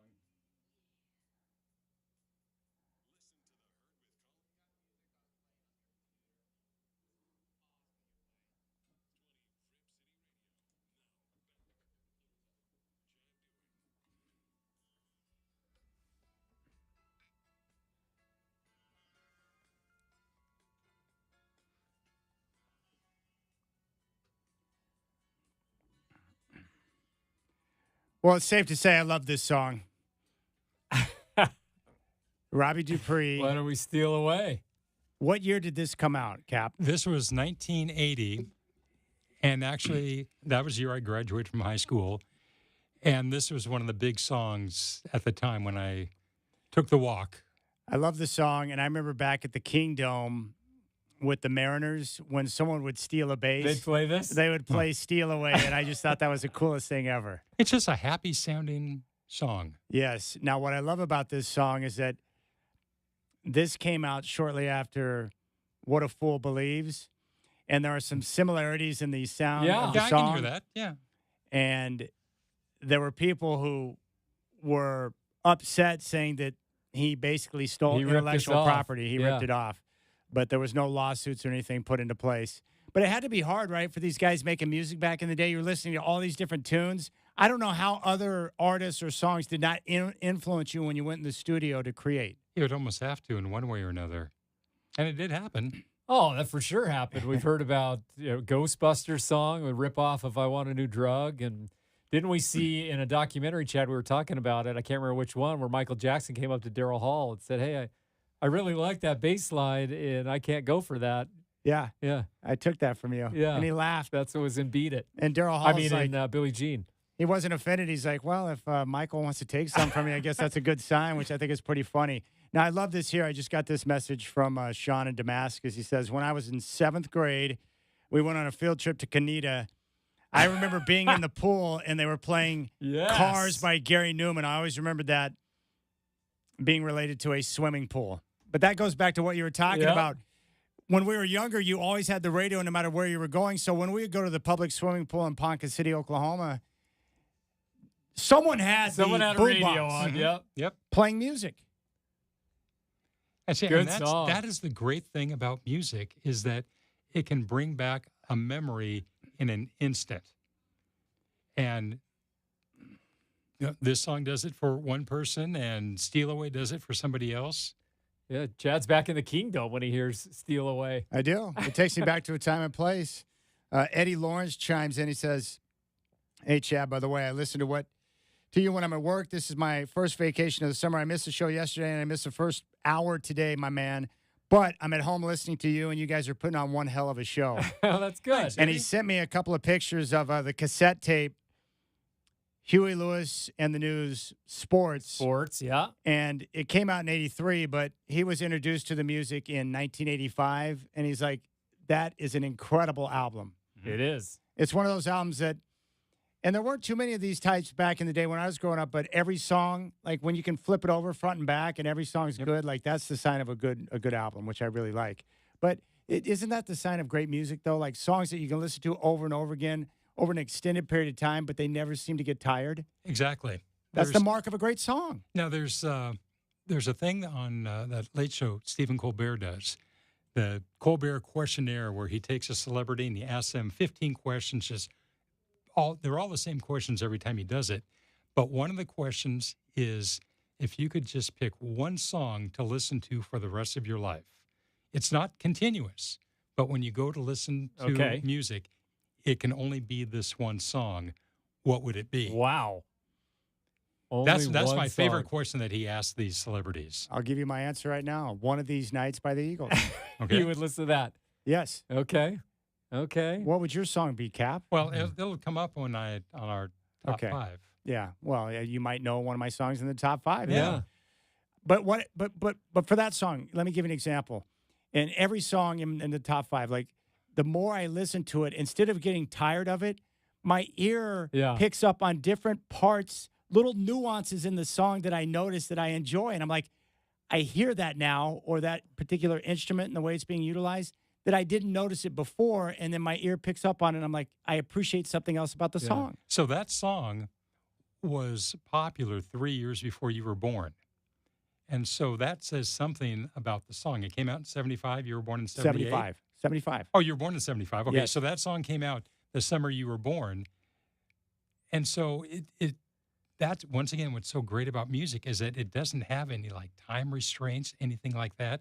You can listen to a song from 1960 and still love it as if it was brand new today. Yeah, mine would probably be a Bee Gees song, and we've talked about this one, Chad, because we've debated if that's an instrument or not. And I think it's an instrument, and you say, no, it's not. That's just them using their voice. Which one That's is that? one of my top 5 songs. We'll have to hear it a little bit later. Okay. But we've debated it during a commercial break. I've played it for you. Well, who is the super stud that was talking about their voices? What's his name? The cool guy that used to be in a boy band, but now he's super Justin cool. Timberlake. Yeah. Yeah. He says it's like not even fair because sometimes you got to go find the instrument for the right sound, and the Bee Gees, they can just use their voice. Yeah, it's not fair. Yeah. Yep. But the fact that he can do that and utilize his voice like that isn't fair. But that's Yeah. what I love about great songs, that you can listen to them over and over and over again, and you don't get tired of it. When we Certain get- songs do. They have a shelf life where you're like, okay, I'm Yeah, that's burned enough. on that one. Yep. But We great can- songs that you love, you don't get burned out on. When we get to our top 5 and we play this one, we'll debate what instrument. We'll let Cap decide. Is that an instrument? Is that their voices? I know the song you're talking about Yeah. because I've heard you guys debate it while I'm listening to you during a timeout during a Blazer broadcast. But I go back and forth. But I do think that No Can Do, I Can't Go For That. That is a masterpiece by Hall & That Oates. is a masterpiece. And how about some of the remakes that have been done on Live from Daryl's House? We've heard a couple of them. Sensational. Yep. With Chromeo and your boy. CeeLo. Yeah, CeeLo Green. All right, we'll kick off the next hour. We're going to get into our top 5 favorite songs of all time for the captain, the principal, and myself. If you want to chime in, you can do so, 503-248-0620. If you're on hold, stay there. I'll get to your phone calls when we come back. You got the Rip City Drive on your home of the Blazers, 620 Rip City Radio.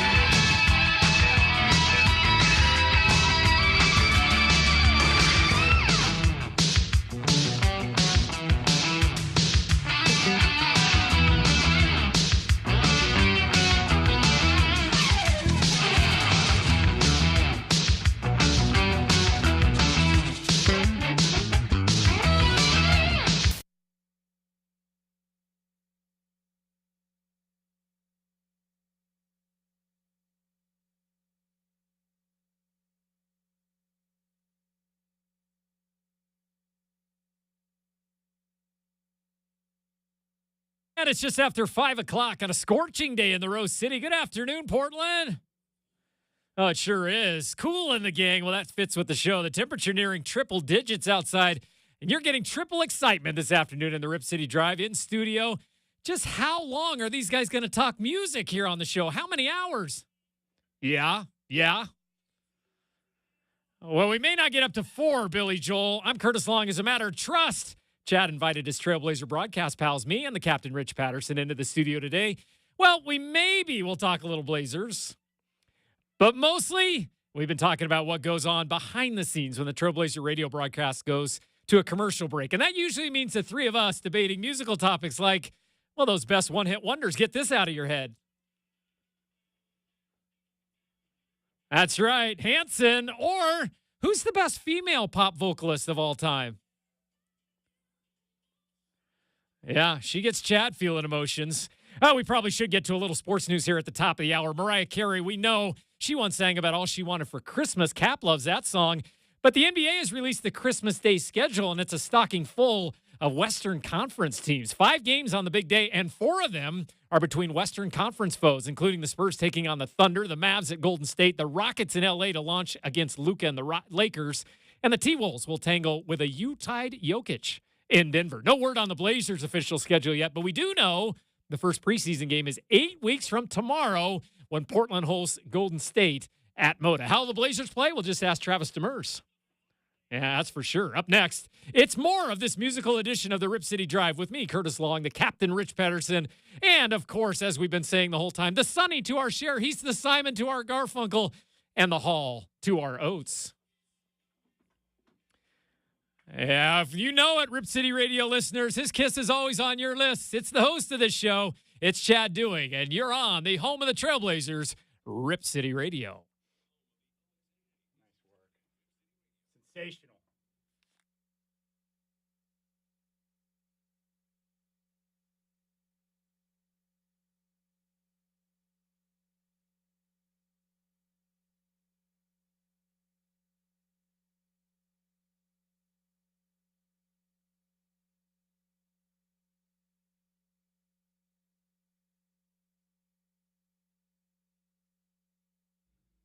All right, the Captain Rich Patterson, the Principal Curtis Long in studio.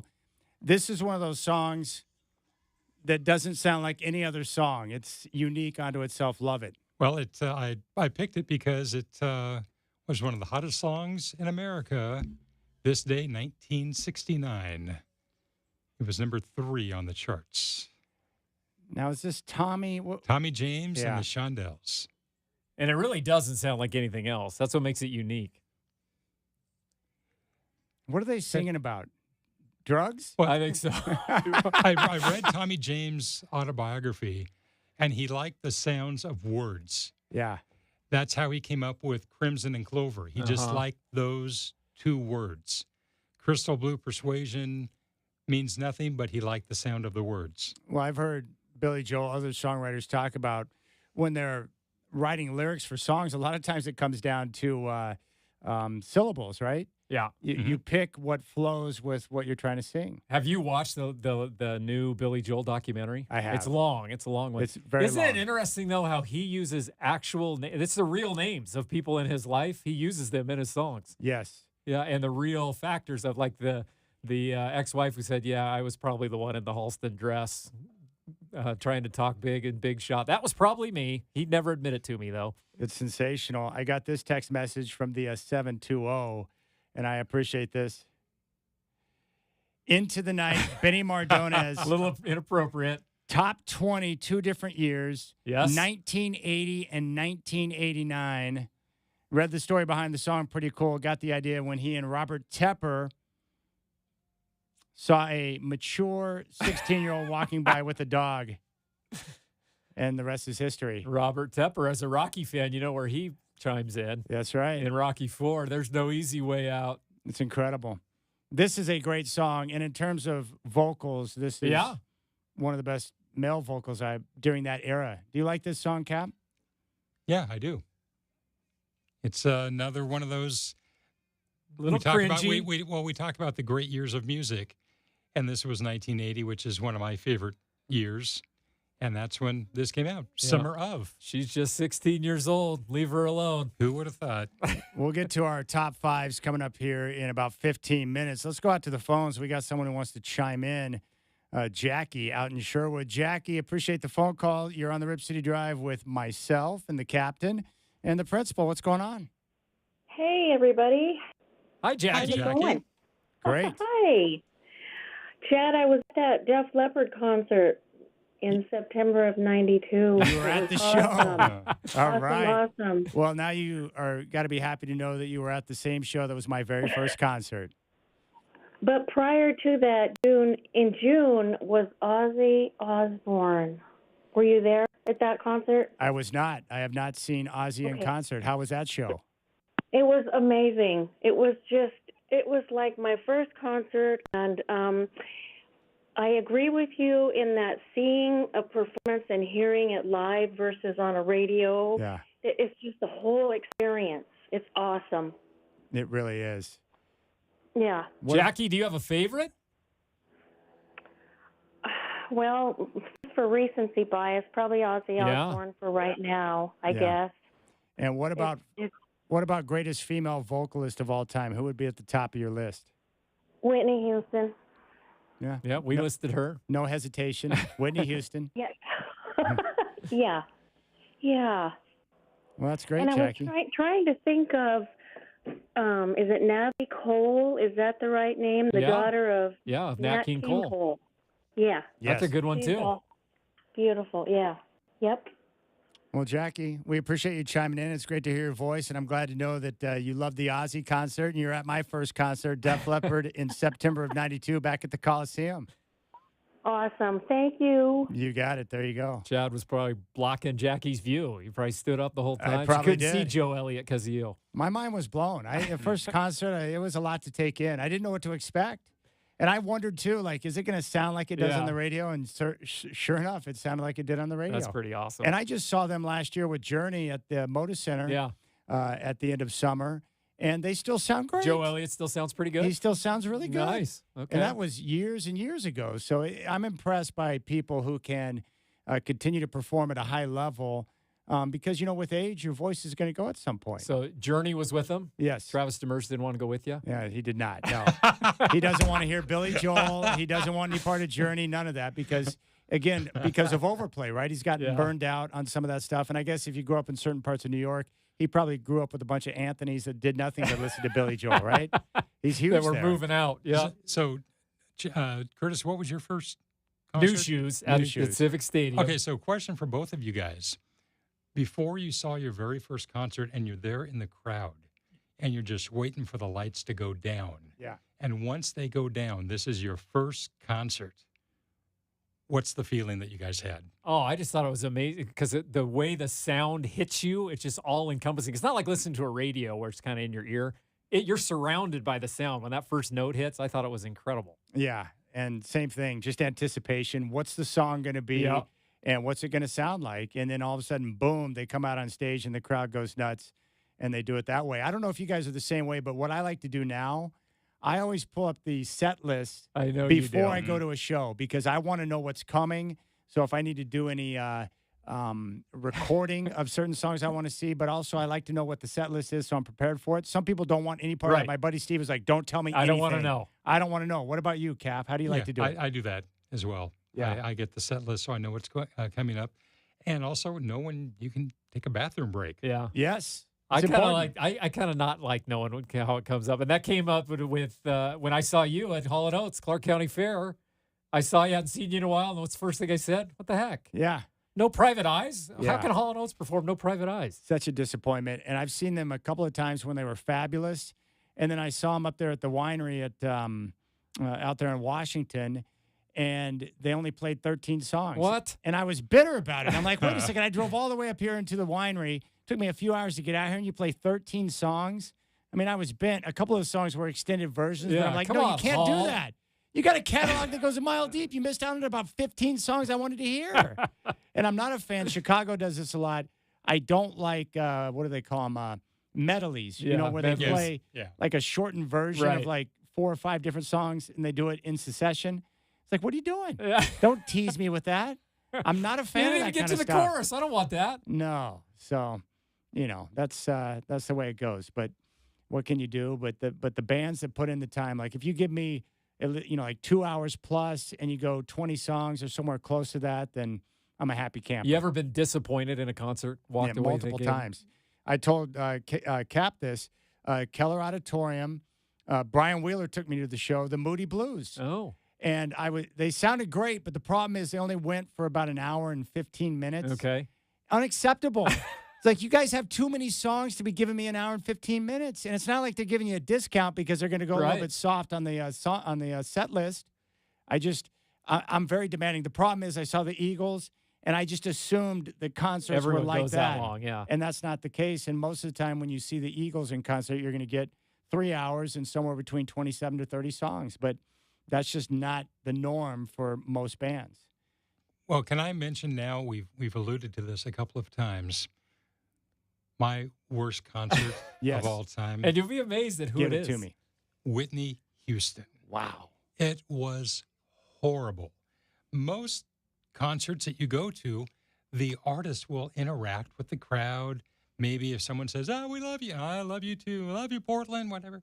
Whitney Houston was like, "Okay, while I'm singing this song, I need to be on this part of the stage. Then I have to move over to this part of the stage. Song ends. Thank you. Back to the next song. No interaction with the audience. Everything seemed mechanical, like she does these exact same things at every concert, and there's no interaction with the crowd, which I think is uncalled for. There's no reason why a performer can't do that. At every show, you always hear, "We love you, Whitney, Yeah. and we love you," and "Oh, I love you too."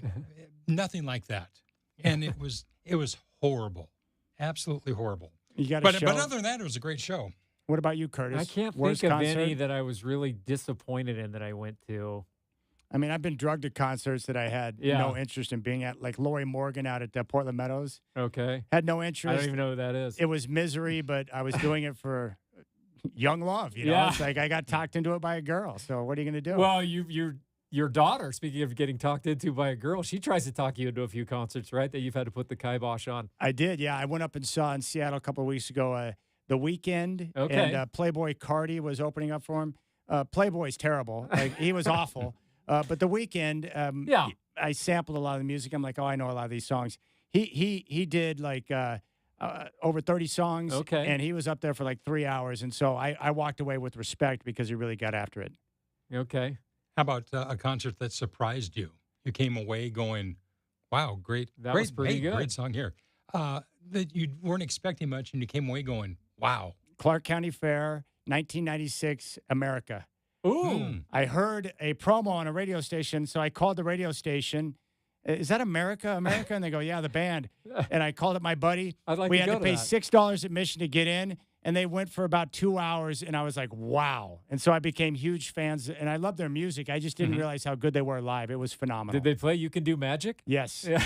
Yeah, like the third song in, and Ventura Highway, to hear those chords Yeah. in person and to see him play it, I was like, Nice. okay, that's impressive. That's a good one. Let's go out to Tim in Portland. Tim, appreciate the phone call. You're up on the Rip City Drive with the Cap and with the principal and myself. What's your best concert of all time? Oh, well, I've seen so many that would be hard to choose, but I just wanted to one that was scheduled. It was the Doobie Brothers at Ridgefield, and they had scheduled the concert, and then the horrible flu came along. So they rescheduled for about a year later, and the concert started at 7:30, and it was just all Doobie Brothers. They put out a 3-hour set. Yeah. It was Wow. incredible. That's what I'm talking about. I mean, yeah, and it was like they were picking from, the first album, and they must have hit like 35 songs in the 3 hours. I mean, it was no extended version, and some of the stuff they play close to the actual studio tracks. Yeah. And I just was, they got such a library, and I guess they figured, well, we made it here, but it's been, a year late, so it was just one of the best. Yeah, that's what I'm talking about, Tim. they were so good that it blew his mind. That's They fantastic. took care of business. All right, top 5 songs, our favorite 5, our top 5 songs for each of us. We'll get to those coming up next. Yeah, America was so good. I was like, okay. This they were was so third good. song out. And I went down to see him back in like 2019. They were playing down in Laughlin, Nevada. Caught him down there. They're fabulous, man. Yep. He came out at the Clark County Fair Cap, and he goes, well, I hope you like our greatest hits album because you're about to hear it. And sure enough, boom, boom, boom, boom, boom. They gave it to us all. We'll come back. The Captain Rich Patterson, the Principal Curtis Long. Our top 5 songs coming up next.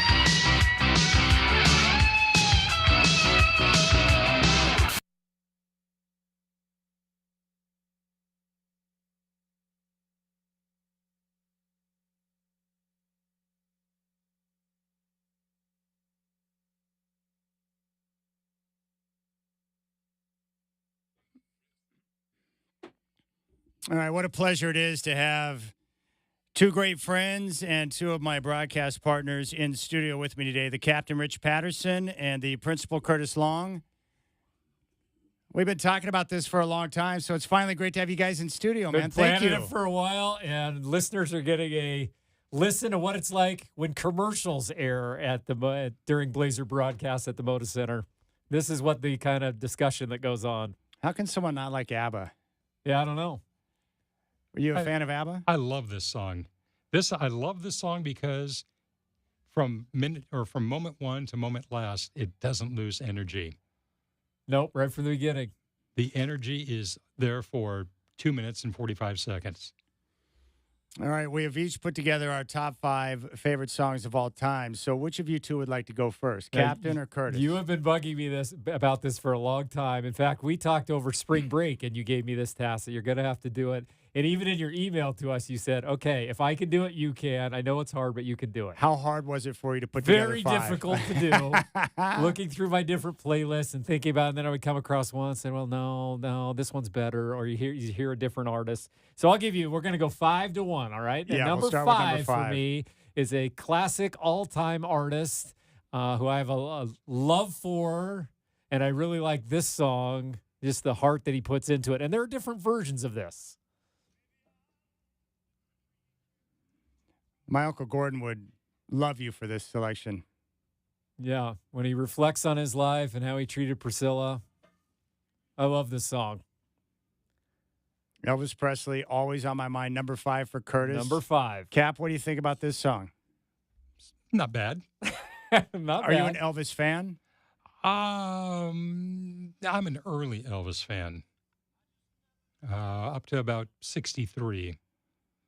Then, unfortunately, not this song not included, I think he became kind of a caricature of himself. Yeah, that's probably true. Yeah, I didn't go with Burn in Love. All right, number 4, my friend. Number 4, we go back to the 80s, and it's not too often you see the lead singer of 2 supergroups come together, nor do you see very many duos that are both males, but you do in this song, and it's one of my favorites of all time.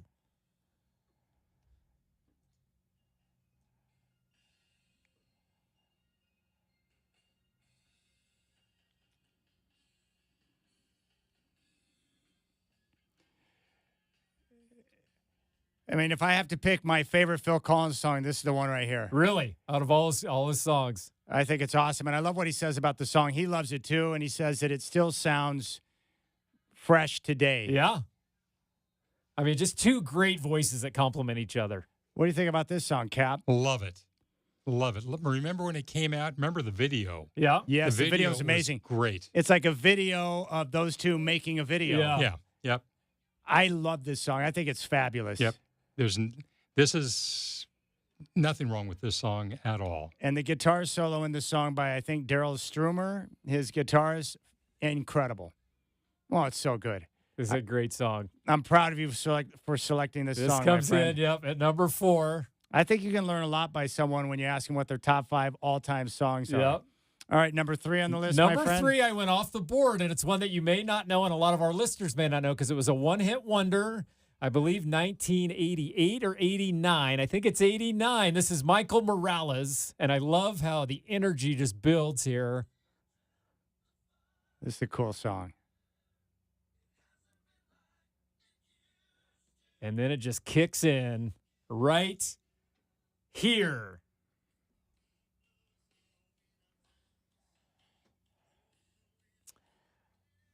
So one hit for Michael Morales, who went on to be a pretty big producer of other songs. He went back and redid this. There's a video on YouTube where he redoes this song with his band and his kids. So his grown kids are playing some of the instruments on it. It's really cool. Gosh, that's awesome. I would not have guessed this song, but Right. it's a good one. Here, let me hear the chorus here. Listen to the bass there.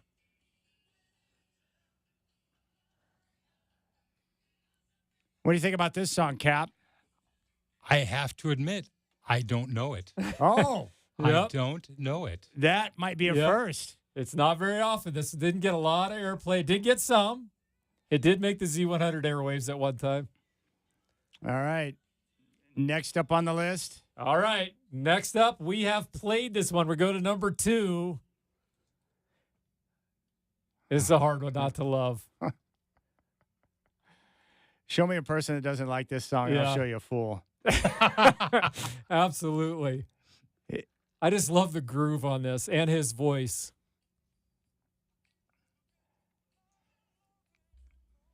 This is a song that has one of those summer sounds. Oh, Yes. gosh. But it didn't come out in summertime. Yeah, his vocals are phenomenal. Unbelievable. And the bass line, terrific. There's nothing about this song I don't love. Oh, I love this song. This is number 2. And number 1, we have alluded to it a little bit. Now, I want you to play it from the beginning. We've talked about the Bee Gees. I'm a huge Bee Gees fan. I'm not going Staying Alive or Night Fever or Jive Talking. That. They'll do it again.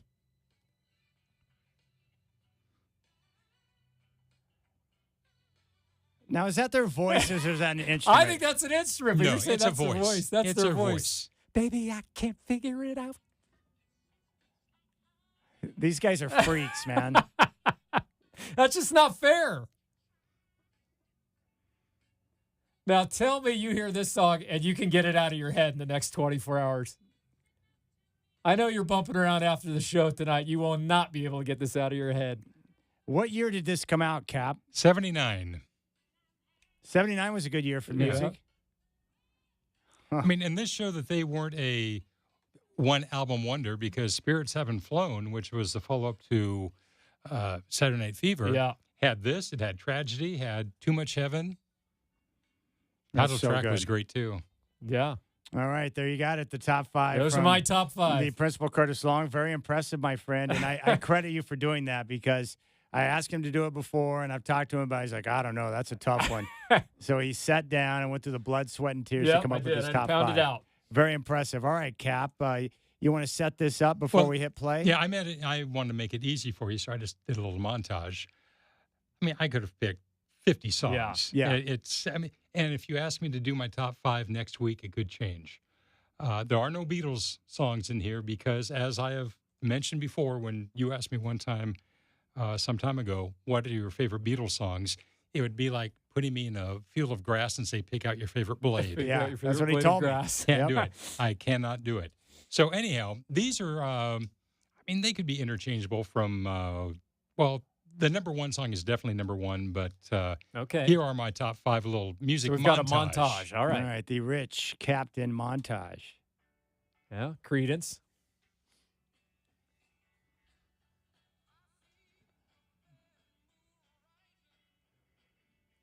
Such a great song. Can't go wrong with that.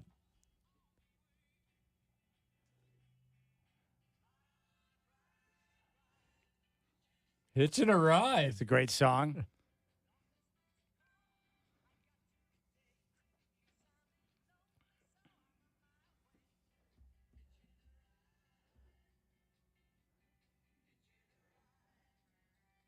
Oh, yeah. Okay. Yeah. Listen what the man says.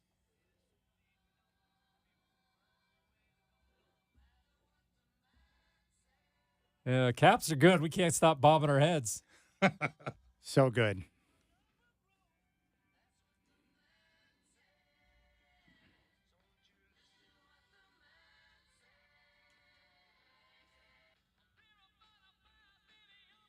Hollies. That's a great song, Cap. Thank you.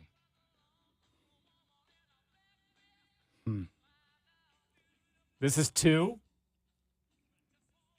Yeah. On it his could be, list. yeah. This is 2. So we have 1 coming up. Yep. Okay. And as you said, any of the, 2 through 5 could be interchangeable. Yes. This Oh, is my yeah. number 1 Yeah. song because it is so underrated. Yeah. When Brian Wilson passed away a couple Unbelievable. of months ago, I mentioned this song because there's so much going on in this Yeah. song. When it came out in 1965, we were a year away from Pet Sounds. There was no Rubber Soul. There was no Revolver. Pet Sounds a year later. Sgt. Pepper 2 years later. This is a song where if you go and listen to the isolated instrumental track, you hear how much is going on. Unlike anything in 1965. And the vocals on this song, later on in the song with the ooh-ahs, to this day, I've heard this song thousands of times, and it will still give me goosebumps.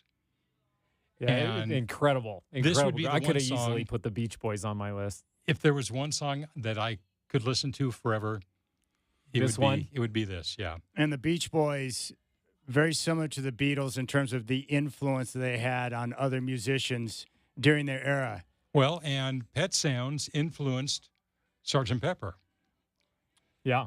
That's one of the greatest albums ever composed. And this, once again, I invite listeners to go on YouTube and just listen to the instrumental track.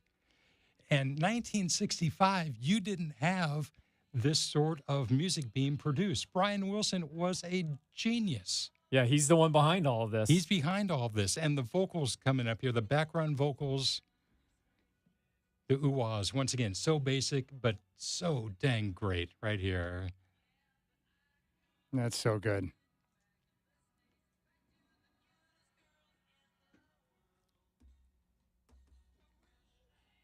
That's a good list, Chad. That's a darn good list. That's a good list. And I've got a Beach Boys story that's really cool. So I took my mom up to the amphitheater in Clark County several years ago to go see the Beach Boys.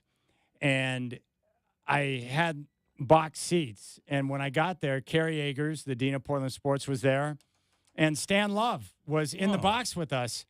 And it was so cool because he saw, Stan did, how much my mom loved the music. And so he was telling my mom the backstory on every song and how it came to be throughout the concert.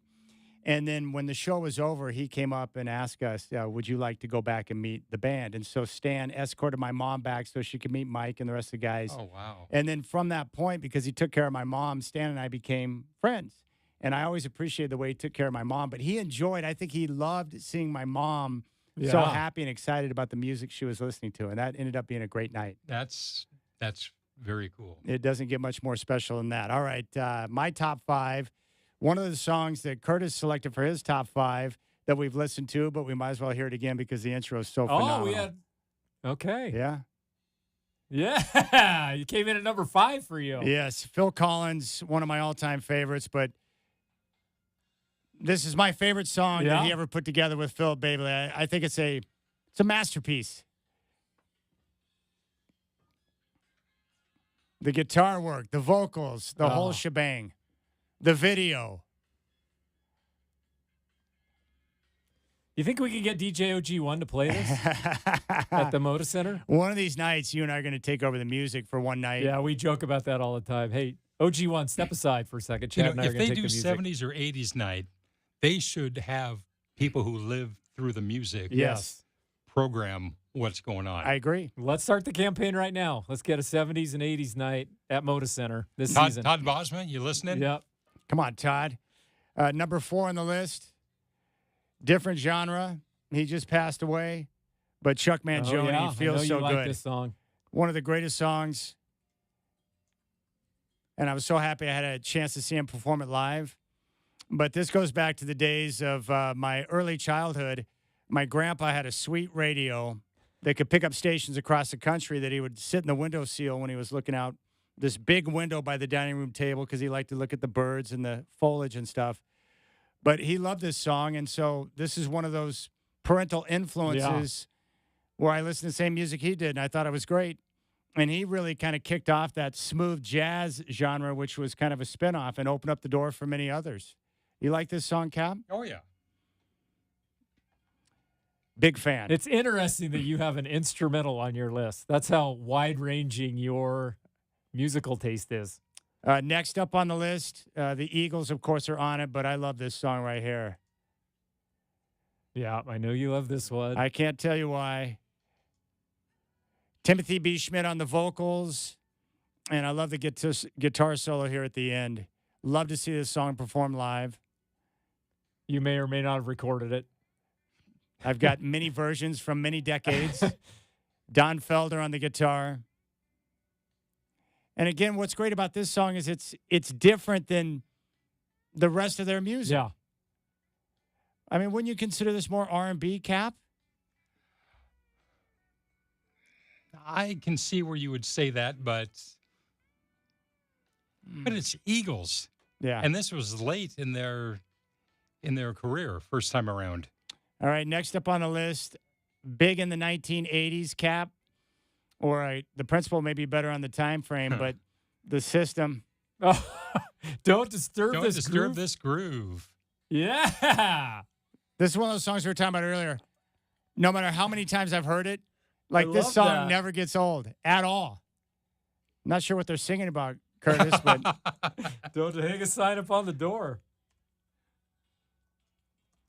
I think this song went to number 1. Don't Disturb This Groove by the System. What is this, like 87 or 88? Summer of 87. Yes, Yep. 87, Summer yeah. of 87. Love this song. And finally, on top of the list, and will remain until I die, it came out the year I was born. Yeah. Don Henley on the vocals, the Eagles, One of These Nights. The title track from the album that went to number 1. I think this is a great song, and it was on that playlist you gave me from 1975 that you put together for me. Yeah, yep. It's ridiculously good.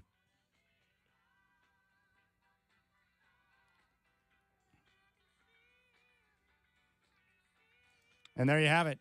The top 5 songs from the principal, from the captain, and from myself. Good list. Good list. So good.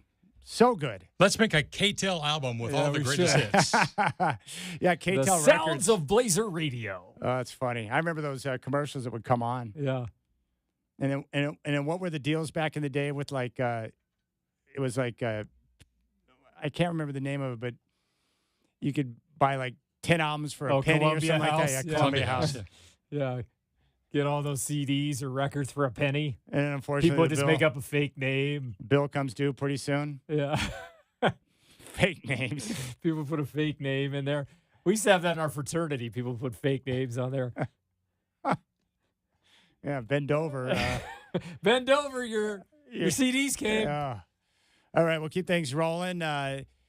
Big thanks to the Cap and the principal for coming in. You got the Rip City Drive on your home of the Blazers, 620 Rip City Radio.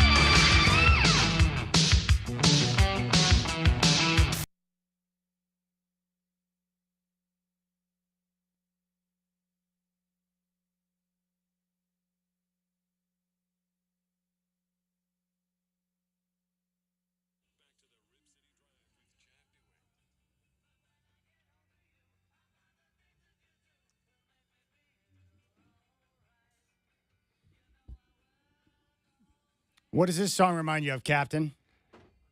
Of a very good movie. Actually, this was the #1 song in America on this day in 1964. This is a great song. Have you ever seen A Hard Day's Night? Either one of you? I have Yes. You've seen I it. have. You need to watch not. I it. have not You seen would love that. it. Yeah, you need to watch it. I just assumed you've already seen it. You would enjoy it. I It's have right not up seen your that. alley. Okay. Put that on your Santa list. Yep. All right, my man Ryland Trainer has chimed in. Now, this is what's cool about music. He's in his 20s, but he has put together his top 5 because he's like, hey, can we get some young people music on? And I said, well, you tell me what's your top 5. Yeah. You Give Love a Bad Name. Everybody Wants to Rule the World. If I Could Turn Back Time. It Was a Good Day, and Confessions. Well, Ryland, I mean, a lot of those are before your time. So what's he talking about, young people music? But in terms of songs, like, this is a great song, but when I think of the 1980s, like, this is one of the songs that pops right in my This head. is this is I A think quintessential is a definitive. 80s song, right? This, Don't You Forget About Me, I think is one where it just Simple Minds. Yeah. It's screams 80s. 1980s. Don't Forget About Me. That's a good one. Yeah. This is a great song. This is a fantastic They had a few song. great songs. Songs from the big chair. So good. One thing that you and I, all three of us have watched and really enjoy, but what about those videos that are popping up on YouTube now where you have young individuals? A bunch of Rylands. Yes, a bunch of Rylands who are listening to and reacting to songs that came out during our heyday for the very first time. Like, I love seeing these younger individuals reacting to the songs I love to see what the reaction is going to be. Yeah. And most of it's positive. Like, they can't believe, like, when they hear Michael McDonald for the first time, they have the same reaction today that they did 30 years ago. Or when they hear Karen Carpenter, they'd never heard Karen Carpenter, or they'd never heard Beach Boys, Wouldn't It Be Nice, something like that. And it's really something to watch. And you're right, they are mostly very positive. I'm looking at some of them right now. The first time hearing Player, Baby Come Back. Yeah. I love that. There's a few of those. Yes. First time reaction to listening to Bee Gees songs. I Can't Stop Dancing. Yeah. Yeah. I love seeing that. And I could be maybe because I'm older, but I think the majority of people agree that the majority of music that's coming out today is not like the music that we had in the 60s, 70s, 80s. It's different. It has a shelf life. Yeah. Yeah, like the songs that are coming out today, people aren't going to be listening to those songs 50, 60 years from now. Well, it's like we've talked about. I have a son who just turned 17 last week, and the music he's listening to now are people of his age going to be going 20 years, 30 years from now going, oh, yeah, I remember that song from 2025. That was great. We were doing this. We were doing that. Nothing. Whereas we've been spending almost 3 hours talking about how I know exactly a where song it will was when I take heard us that. where we are. Do you have any theories on that? I just think it's technology. People don't listen to the radio for contemporary music anymore. Yeah. They'll listen to it for oldies, but they won't listen to it for the new music. It's so much easier to have their phone and get it off TikTok or get it off YouTube or an Instagram post or something like that. And then you have these people who are the first time listening to songs, and they're blown away about how good the music was in the 60s, 70s, and 80s. The only negative I can recall is someone listening to Bad Moon Rising, and they go, wow, what a depressing song. How did that ever get to be a hit? Yeah, I wonder, too, if, Joe Walsh has talked about this. It's why he put out the album Analog Man, where nowadays, because of technology, you can be a band and you can all be living in different parts of the country where you do your part to a song, the other person does their part, and you piece it all together through Pro Tools. But back in the day, you would get a band in the same room together, the studio, and you would play as a band and put the song down on a track. Mm-hmm. And many believe that the imperfections of the group coming together is what makes perfect music. Because the imperfections that come out.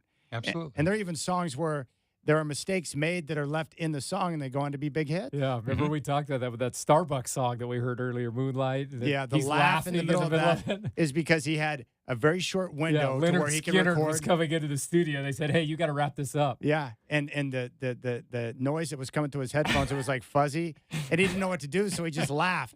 And it sounded so good in the song when they went back and listened to it, they kept it in there. Yep, they kept it in. I love Kenny that Loggins, part. I'm all right. He came in too early, but they kept it in. Yeah, and what is that? Is it Roxanne? I think right at the beginning of Where he laughs. Yeah, Yeah. it was like because they mess up on the piano. We'll take a listen to it. But I think it's the Police. You can hear it right at the beginning where he makes a mistake. There's the laugh. Yeah, Take a he's listen. laughing right there. Right there, the piano. That's a mistake. Yeah, But they he's laugh laughing about it and they just keep it in They there, left which I it think in is there. pretty cool. Yep.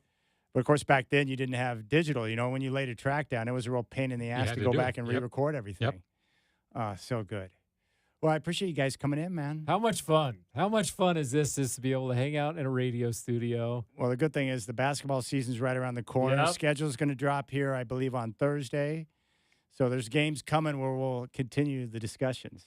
And people now have an inside view of what goes on What during what goes commercials. on, yep. Yeah, what Do- goes on do- during commercials. Do you and your wife share similar musical tastes? Absolutely. Yeah, There was a, do I have time for a real quick story you here? do. When we started dating, I played for her that music montage that Yeah. I did from 1955 to, by that time, I had built it up to 1980. And she knew so many of the songs on that. That immediately impressed exactly. me. I got the right girl. I got the right girl here. She knows her music. All right, Principal, thank you, my friend. Absolutely. Great to see you. Thanks for putting this together. We've been talking about it for a while, and it's always fun. It's always fun. Chad and I, and Rich and I do this too sometimes. We'll just pop songs to each other via text or whatever. Hey, heard this one lately? Yeah. it's the Or best. Chad, sometimes on Twitter, you'll just put a lyric out Yeah. and see if I can get it. Yes, see if you guess the song we're talking about. Big thanks to Michael Shacker, your interaction. I appreciate you guys reaching out today. We'll be back tomorrow at 3. The Rip City Drive on your home of the Blazers, 620 Rip City Radio. Have a good night.